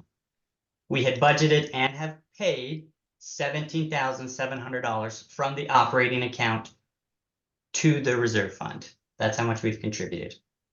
Additionally, there was an interest-free, a non-interest loan to the developer for prior deficits that we had budgeted to repay and have repaid of $10,700. Thus, the bottom line for a change in our fund balance this year was $13,782. However, in 2023, there were some repairs to decks and things that were done, and this is essentially making up for some prior year shortfalls that we'd had. Getting into the balance sheet of the operating account or the operating fund, at the end of September, there was $40,000 in the operating account, the operating fund. With the fourth quarter reserves minus additional expenses through the remainder of the year, we anticipate just under $1,500 in the operating account as of December 31st, 2024. Again, these are anticipated. It'll likely not be that exact number, but that's what we'll be at.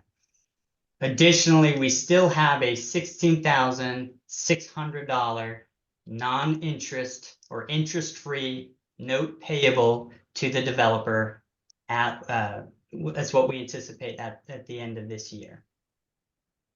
The reserve fund for 2024, we started with a balance of $54,387.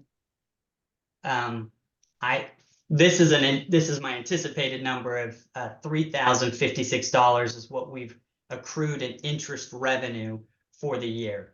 As of the end of September, it was $2,200 actual, and anticipate another $760-ish more to contribute to that.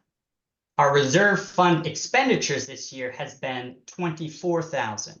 That was primarily with the deck rebuilds that Dave had mentioned before. In 212, there was a lot of paint and deck repairs across the other units as well. And it's the primary expense for those. Also, that includes funds to seal the parking lot, or excuse me, the road, as Dave has mentioned earlier. As you saw in the operating account, there was $17,700 paid to the reserve fund. That's where this number comes in. So if we take 17,000, or if we take the where we started at 54,000 plus 3,000 in interest revenue minus 24,000 in reserve fund expenditures plus 17,700 in the contribution, we anticipate ending this year with 50,250 or 290 in our reserve fund bank balance.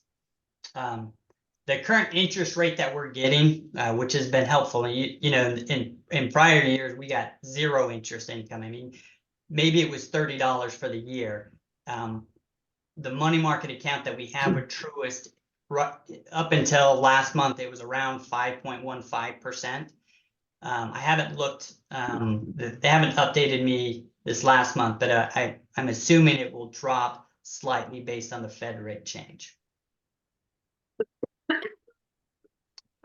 All right, let's go to the 2025 budget. I'm going to go all the way back to the top. As currently constructed, I do not have an assessments fee increase for 2025. This does not include the special assessment that Dave and Rodney have discussed before. But at the current moment, this line item, there's no increase in your quarterly quarterly dues. The capital projects, we have allocated so far $15,800 to go towards capital projects. Those were the projects that Dave has discussed earlier in the meeting. And I believe we'll be choosing today which ones we want to apply these funds towards. But let's amplify that, Josh. That does not include all of the things Dave discussed. So that includes a portion that we'll discuss, the portion that we are recommending, we'll discuss in just a minute. Right.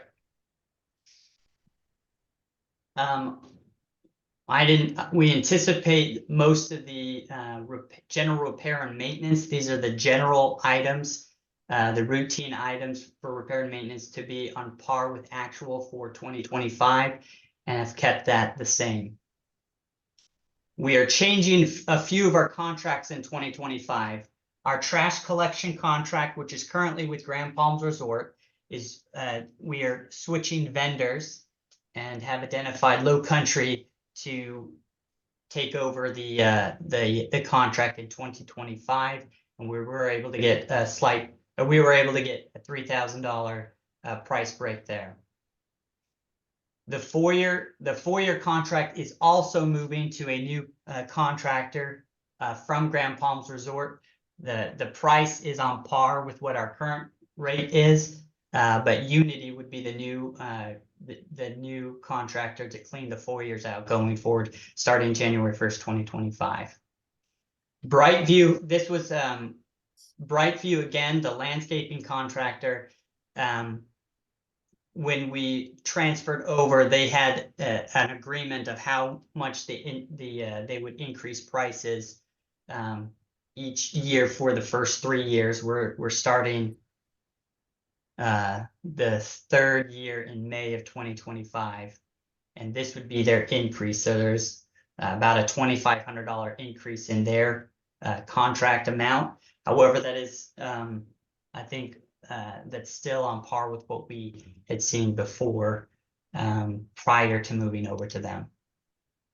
And then we had budgeted around $5,500 for routine ground maintenance. So this would be irrigation repairs and the like, that's not contracted for 2025. The security contract, we were able to reduce that by working on a few things with Grand Palms Resort. The contract is being reduced by $1,200, and is on par with all of the other associations, PGV 1, 2, and 3.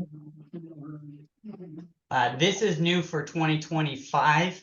We are splitting up the contract, the management and accounting contract. There is a specific accounting contract that pays for the accounting and the processing and those types of things going forward with Grand Palms Resort. The management fee is primarily for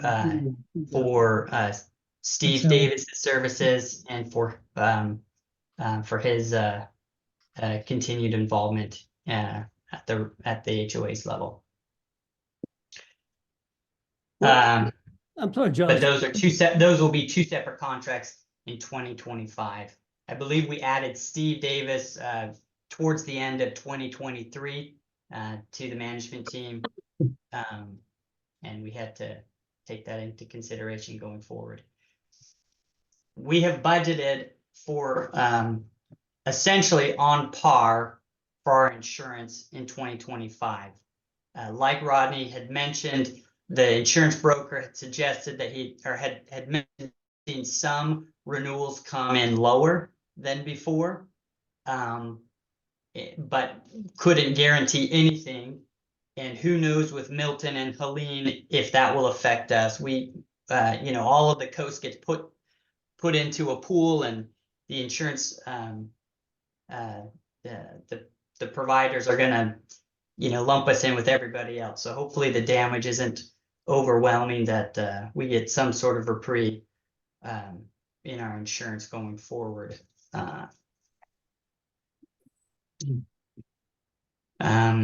The cable contract, I think there was a $1 increase per month total. So it was a slight increase over the anticipated year end. And then the internet contract is changing. It's going from $38 a month per unit to $40 a month per unit in 2025. The last part in the budget that we've been putting is a 2% of top line contingency. We place that there in the event that the insurance does increase slightly, but doesn't require a special assessment. This allows us to plan for unanticipated expenditures. After the net income, revenue minus expenses for 2025, we have budgeted a $18,300 contribution to the reserve fund. And we have budgeted a $7,000 debt repayment in 2025. To whom? Who is it going to? That's going to the developer that we have a current non-interest bearing loan with. That's the one for 27,000? So at the beginning of 2024, we owed 27,300. We have paid that down and matched our budget. We paid 10,700 this year. We have 16,600 left on that. It's anticipated that at the end of 2025, we would have $9,600 remaining on that. And that would be and is the only debt that's in the HOA at this time. So the interest. So at the end of this, interest bearing 51,500 was paid back then? Correct. Yep. That was all paid back. That is correct. So, you know, it's a zero balance budget. So it's dollar for dollar in and out. Our cash would remain the same at the end of 2020, at the beginning of 2025, as it would at the end of 2025. Scrolling down to the reserve fund. At the beginning of 2025, we would anticipate that $50,290. I'm anticipating $3,400 in interest revenue. We have just under $13,000 of reserve fund expenses. And we are contributing, like you saw above, $18,300 to the reserve fund from the operating fund, leaving us with an anticipated or estimated end balance of $59,137. That being said, I believe it's 2027. We do have a roof repair. I forget which one. Hold on. I believe it's 18. 218. Not. It would be 216. I think actually. Oh, I'm sorry. I'm in the other association. My bad. So it's 214. Okay, so 214's roof is slated to be repaired. That's a $50,000 roof.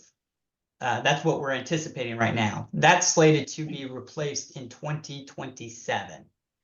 So while the $59,000 does seem adequate when you have a big year when those major roof expenses are needed, it depletes it quite rapidly. Okay, now that I've gone through all of this, are there questions that I can answer either on the performance of 2024 or on the budget of 2025? Josh, this is Doug. Back on the management fees, maybe you explained it, but I missed it. I didn't. Which one? Management fees. Yeah, right there. This one. Yeah, we don't see any numbers in 2024. Right. So this was what we've done, and then we've actually matched this to phase 1 and to phase 3, the other two associations here. This is in prior years, the contract for phase 2 was a management and accounting contract. That contract for 2024 was $10,260. For 2025, we are splitting those two contracts. So we have contracted, and again, this is on par with phase 1 and phase 3. We have contracted for accounting services, $6,643. $43. The management contract is essentially the property management aspect of the HOA. Primarily, that is to have Steve Davis are out and about and helping guests and owners. Not guests, owners. For that. So it is a newer contract. It's really a splitting of this contract. And for your benefit and knowledge, it is the exact same per unit rate as both phase 1 and phase 3. But it appears it's a 60% increase in those two items. Am I missing something? That is correct. Yeah. That I'm missing something, or it's a 60% increase? Yeah, so last year we paid $10,260. This year the contract is $17,000. If you combine them both together, $17,623. One of the things that had, again, we added Steve Davis to the team to bring a little bit more. Dave and Rodney, you can jump in and explain that, but to add a little bit more focus on this association. Than had been in the past. Again, we were able to reduce the security contract. We were able to reduce the trash collection contract as well. And what other contract? I guess the 4-year contract stayed about the same. But yeah, it is an increase. That's correct. All right, thank you. I have a question Again, regarding the reserve fund. Say what? Question regarding the reserve fund. Okay. So there's a $17,700 contribution. Yep. This year. Okay, yep. And if I recall from the past 3 or 4 years, it's been the same.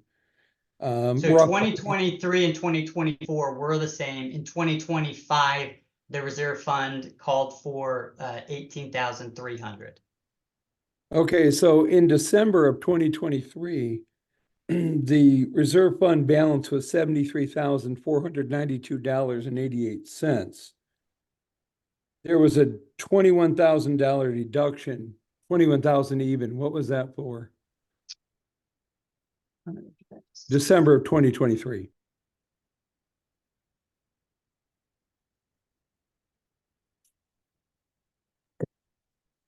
Yeah, don't strain on it.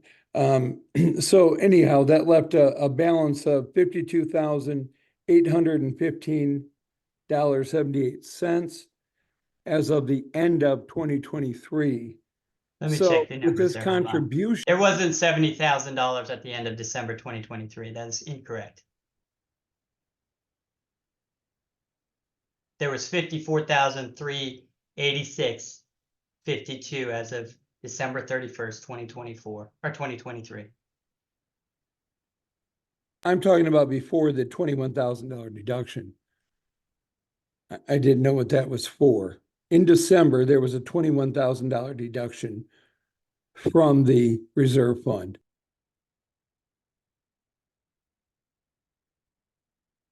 There was not. For? Where do you show that? I don't know where you're getting that. I'm looking at the statement, the Truist Bank statement for December of 2023. Okay, Todd, I think I know what's going on. We have to pay all the bills out of the general fund. We don't. The reserve fund is a savings account. We can't issue checks from that. So Josh, after things are paid out of the general fund, he has to do a true up at some point to remove money from the reserve fund to replenish the money in the operating account that was spent on reserve items. So, could any of this reserve fund balance be used for some of the for example, the ceiling repair, C2, et cetera? Well, we are, Todd. The reserve fund, when the money's put in the reserve fund is earmarked for certain things, roofs or, outside brick repairs or parking lot repairs or whatever. So if we want to put other things in the reserve fund, we can, but we don't just willy-nilly pull money out of the reserve fund for something that we want to do unless it's already been earmarked for that. Otherwise, you spend the money on other things, and when it's time to replace the roof, there's no money in the fund to replace the roof. What was the $21,000 earmarked for? That was a true up, I'm sure, that occurred for Let me just pull up the actual during the statement. year. You're asking about a previous year's budget. Josh came prepared to talk about 2024, so he has to pull up additional resources to go back a year and talk about a previous year. No, I'm just trying to bring us up to date here because it doesn't wash with what I'm seeing the current balance as. That Because right there was- there, no, okay, that's incorrect. This 21,000 was coming from the operating account. No, wait, let's see, not the savings account. Hold on, let me see. Checking and money market. That is money from.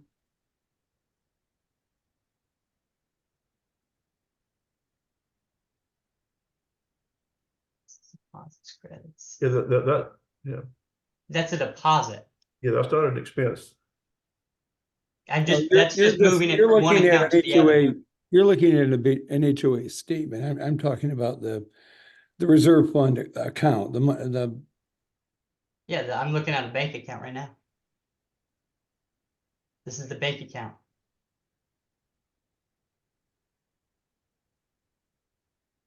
Todd, This is the bank account. that's the number that you pulled up and called an expense. It's actually a deposit. No, it's just moving it from one account to the other. it's showing on the activity here as a withdrawal, but at any rate, it left the balance as of the end of the year last year in the reserve fund of, I'm trying to zoom in here. Yeah, I'm not sure. I understand, 15,815. and I'm not sure. I don't know what you're looking at. Todd, if you want to come in and show us what you're looking at, we'll try to explain it, but we're not going to have much success because we can't see. And you've already misidentified one of your questions, which makes it very, very hard for us to answer. But if you'd like to bring that in, we'll be more than happy to review it with you. Well, I just thought it should be on the record, and that's obviously the point of the meeting, but. Okay. This, Thank you, Josh. Appreciate that. Any other questions about the budget before the 2025 budget that's been proposed? Dave, we need to review the capital projects before we can finalize the budget. Yes, let me get that back up.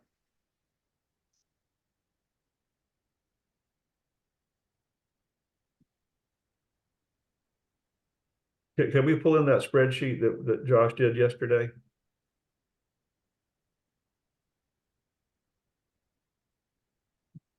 yeah, I've got it.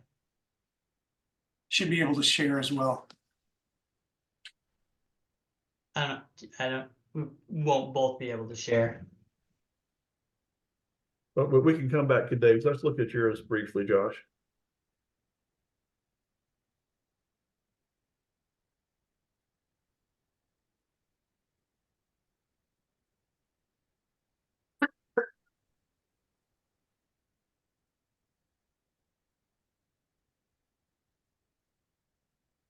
So this is just putting all of the projects that Dave had that are not reserve items in a simple table spreadsheet and listing out the costs and the cost per owner.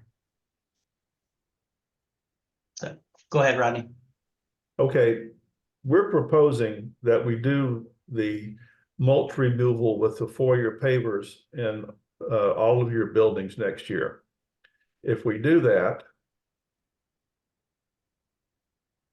one more. Okay, that will cost $19,330 to do those three projects. In the 2025 budget, we've already identified $15,800 as going towards capital projects. We also think that that seawall is important, but we can't do that in 1 year. So we want to take $10,000 additional and earmark it for that seawall, combining it with future funds. If we can do another 10,000 next year, and if Dave can get the price down a little bit, maybe it'll look a little bit better next year than it does this year. But with the 19,000 we propose to spend, the 15,000 we've already put in the budget, and the 10,000 added for the seawall, that would net out to $13,530. That would be a dues increase per quarter, $56.38. That's the board's proposal, and that's up for discussion. Now, we can reduce those projects or we can add more. And Josh can show you very quickly the effect of the quarterly dues as we discuss those. But that's the board's recommendation.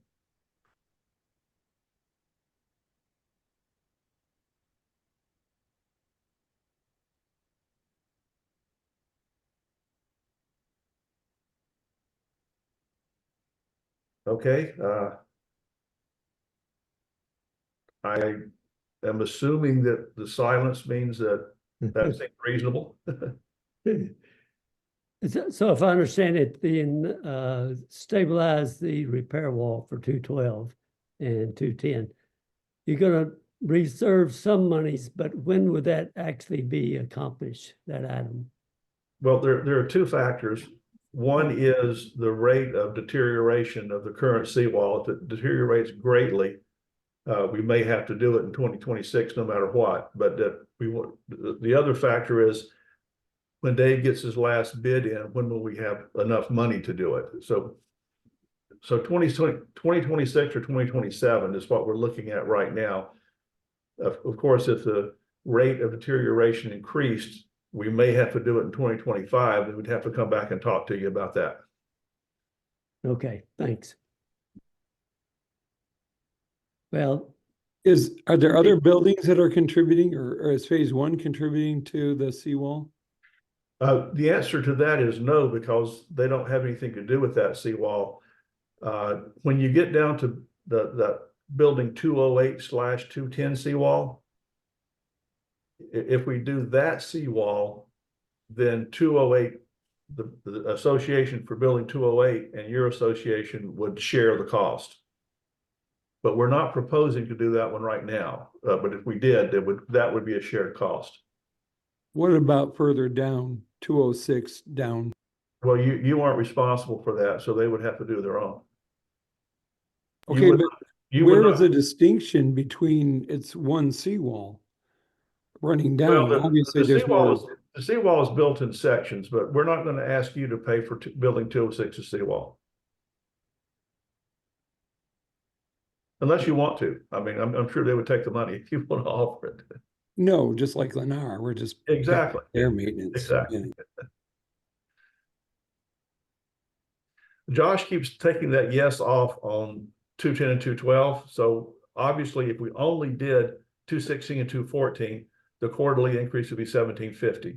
If we also did 210 and 212, that would bring it up to the total I gave you before. So that's, as I said, the board is recommending all three, but we'll be happy to vote or to discuss and come to a consensus. I'm not seeing the quarterly dues that would be required respectively. Yes. So right now with just 216 and 214, and putting aside $10,000 for the seawall, that would be a $17.50 increase in quarterly dues. If you put the yes back on 210, 212 and did all of it, that would be a $56.38 increase in quarterly dues. well, this is Doug James again. I'm in favor of all three. Okay, that is the board's recommendation, but we'd be happy to hear from any other owners who want to weigh in. This is Kenny Lancaster. I'm in favor of all three. Thank you. You know, I know it's money, but as Dave said before, the aesthetics are so much better. But getting the trash off of those sidewalks that gets tracked into your unit and into the foyer, I think you'll be very pleased when it's done. And then hopefully maybe the foyer maintenance cost will go down. We'll try. We will certainly try. So this is Wayne Dupre. I'm in favor of all three also. Okay. Thank you. Okay, so Dave, kicking it back to you, that would be the budget this year plus 5638 a quarter. We'll probably round that to, you know, something even, so you're not writing checks for pennies, but, you know, round it to the nearest dollar or whatever. But yeah, but basically that. So back to you, Dave, for the approval of the budget. Okay, do I have anyone that makes the motion to accept the budget plus the 58 or the 56 per additional per quarter for 2025? Yeah, this is Doug James again. I would do that. Thank you. And Wayne, thank you for seconding it on the chat. Appreciate that. All in favor? Aye. Aye. Hey, Any opposed? I'm Okay, opposed, but it doesn't matter. okay, one opposed. All right, well, thank you for your participation in that, and that's going to help dramatically. We appreciate your help in that. So let me get back to. Just so you guys know, when we look like we're staring in space, we've got multiple screens and we're going back and forth deciding what you need to see at the time. So we're not losing our marbles. Well, I don't know, you could say that, maybe still, even with multiple screens. Okay, let me get back to sharing presentation.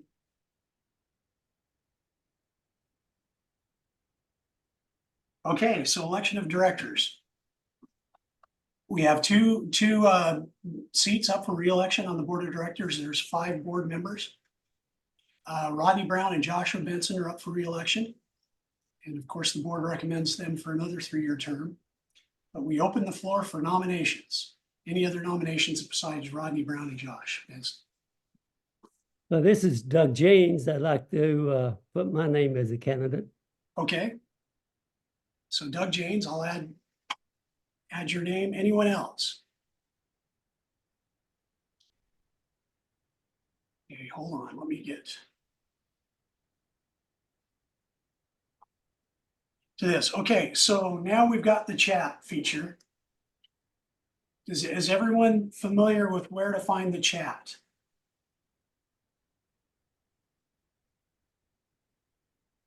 Okay, so in the chat feature on the screen, what I'm going to ask you to do is that, well, I'm going to send out to everyone. There's 3 persons running for the board for the 2 seats. Let's see. When you're open. Let me see something. Oh. What?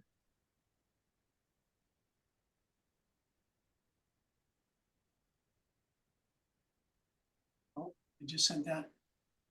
I need to send it to everyone here. Hold on. Yeah, it came through, Dave. Oh, you said that to me. Okay, does everyone see that? There's Rodney Brown in the chat. There's Rodney Brown, Joshua Benson, and Doug James. What I'd ask you to do is to give me 2 of those names and chat them back to me. Now, if you just select the default, it goes to everyone. If you're okay with everyone seeing your votes, that's fine.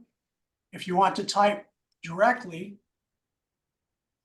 to me, then in the 2, there's at the very top of the chat there's a 2, and then there's a drop-down list. And you can send it directly to me. If you choose David Nelson on that drop-down list, that will send it directly to me. Oh. Okay, I have 1 that completed the task. No, I didn't. Oh, I have 2, actually. Thank you.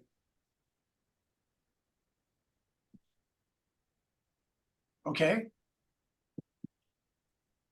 The Duprees, I have their vote. I have Mr. Lancaster's vote. Does anyone else need help You've got Mr. James voting to everyone there. Oh, okay, got it.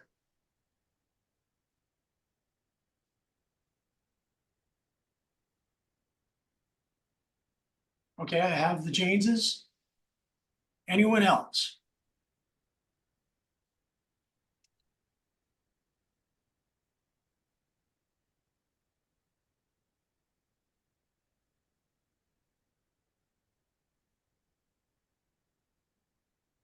Okay. I have the Lancasters vote.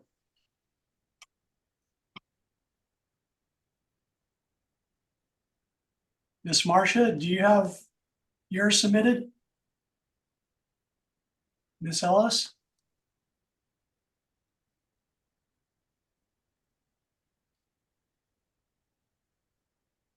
And do you need help on the chat, Miss Ellis? Oh, you're on mute. I can't. Yes, Mr. Lancaster, I understand. You have 2 units represented.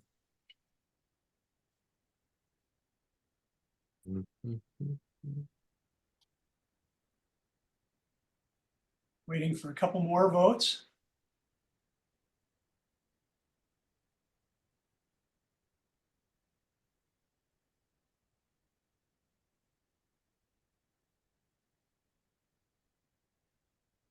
Hey, Steve, could you do me a favor?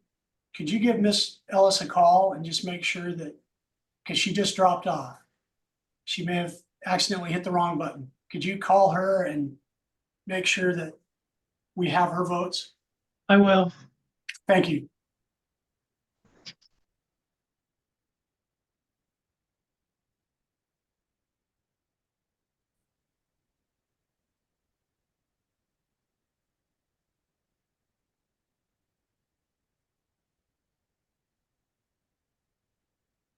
Make sure everyone who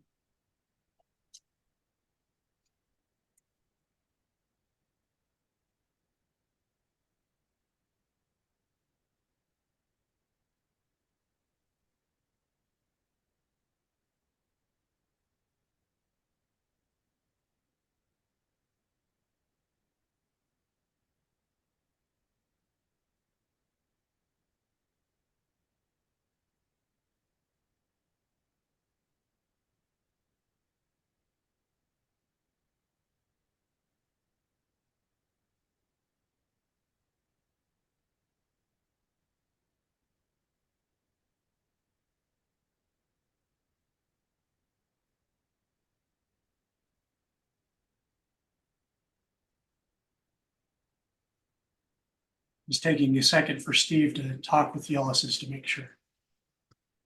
So how's the weather down there today? Oh, beautiful. Gorgeous. Fall, finally.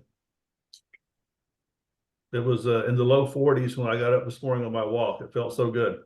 Well, why don't you come up to New York, Rodney, and enjoy some really cool weather? Yeah. So Steve, any luck? She's not answering her call, her phone. Okay. All right. Dave, would her vote change the outcome? No, it would not. So I was just wanting to make sure. None of our votes would. I'm sorry. None of our votes would change the outcome, but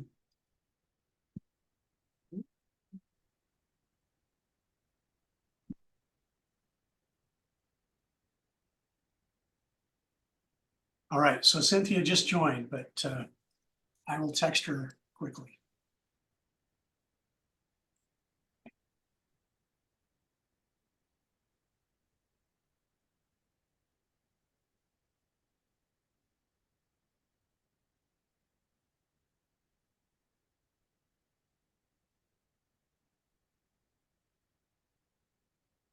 All right. Thank you, Miss Lundy. Appreciate it. Have your vote. We're gonna go here and, yes, I'm in, I think. Okay. If you, Fantastic. Would you like to vote? Did you have a chance to vote? are you speaking to Ms. Ellis? Yes. Yes, I'm voting. Yes, yes, aye. Okay. Do you know how to, you know where the chat feature is? I'm using an ancient computer, laptop. I'm lucky to even have a signal. Okay. All right. Well, out of, Can I do semaphores? okay, there are 3 up for 2 seats. There's Doug Janes, Rodney Brown, and Joshua Benson. And you don't even have to spell the whole names. You just put in the last name. James, Benson, and Brown, 2 of those. 2 of those, 2 out of 3. 2 out of 3. All right.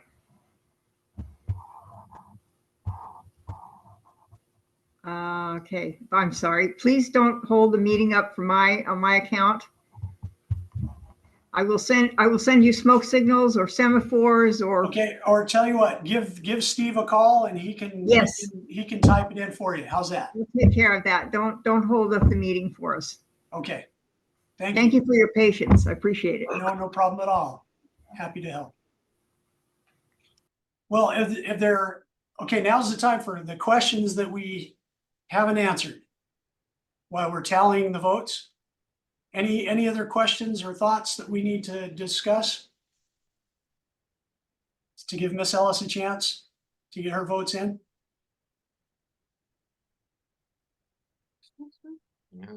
I have a question. Sure. Since you are claiming drywall or the sheetrock or gypsum board, it's all, the terms are used interchangeably. Our common elements, how do we request that any repairs that we need be assessed and To covered? the property manager, to Steve. Okay, so that's any repair, obviously. I'm not talking about No, Todd. Well, no, Todd. The common elements are the ceilings, the floor, and the exterior walls. Interior walls are not included. And that's per legal. And if you ask me a question that I don't know the answer to, I'm going to go back to legal and ask for their. Wait, I'm their confused. guidance. You said that legal informed you, even though they said skin and in, that the drywall or the gypsum board or sheetrock, again, these terms are all used interchangeably, are that make up the walls and the ceiling The are exterior, in fact common the elements. exterior walls, not any wall. The exterior walls and the ceiling, and of course, the floor is not sheetrock, but it's the same principle, the Well, subfloor. drywall is never going to be in an exterior. These are all interior walls.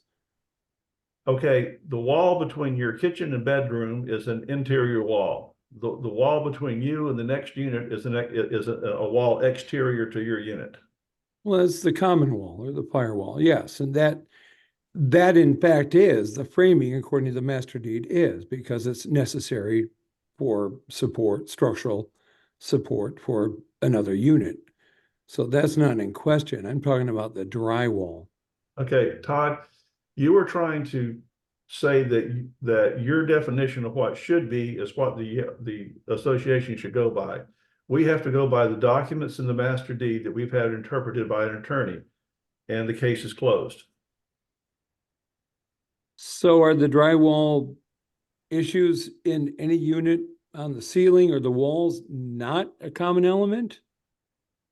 All these the walls that are your common walls, the drywall is the responsibility of the association. So if there's a water damage that leaks and causes that drywall to repair between your units, then yes, that's going to be an association expense. If What about tape that's that's pulling away and popping, like up in our skylights, we have some joint tape that's pulling away. if it's something that needs to be repaired and it's a sheetrock repair and it's on the ceiling, that would be the responsibility of the HOA. Okay, so we contact Steve to have him assess it. Yes. I will remind everyone, though, that that's not coming out of a pot of free money. All that is coming out of the repair budget of the HOA. And the more we repair, the higher the HOA dues go. So if there's a real repair that needs to be done, then let's do it. If you're just trying to make a point and jack up the association dues, fellow owners will not be too happy.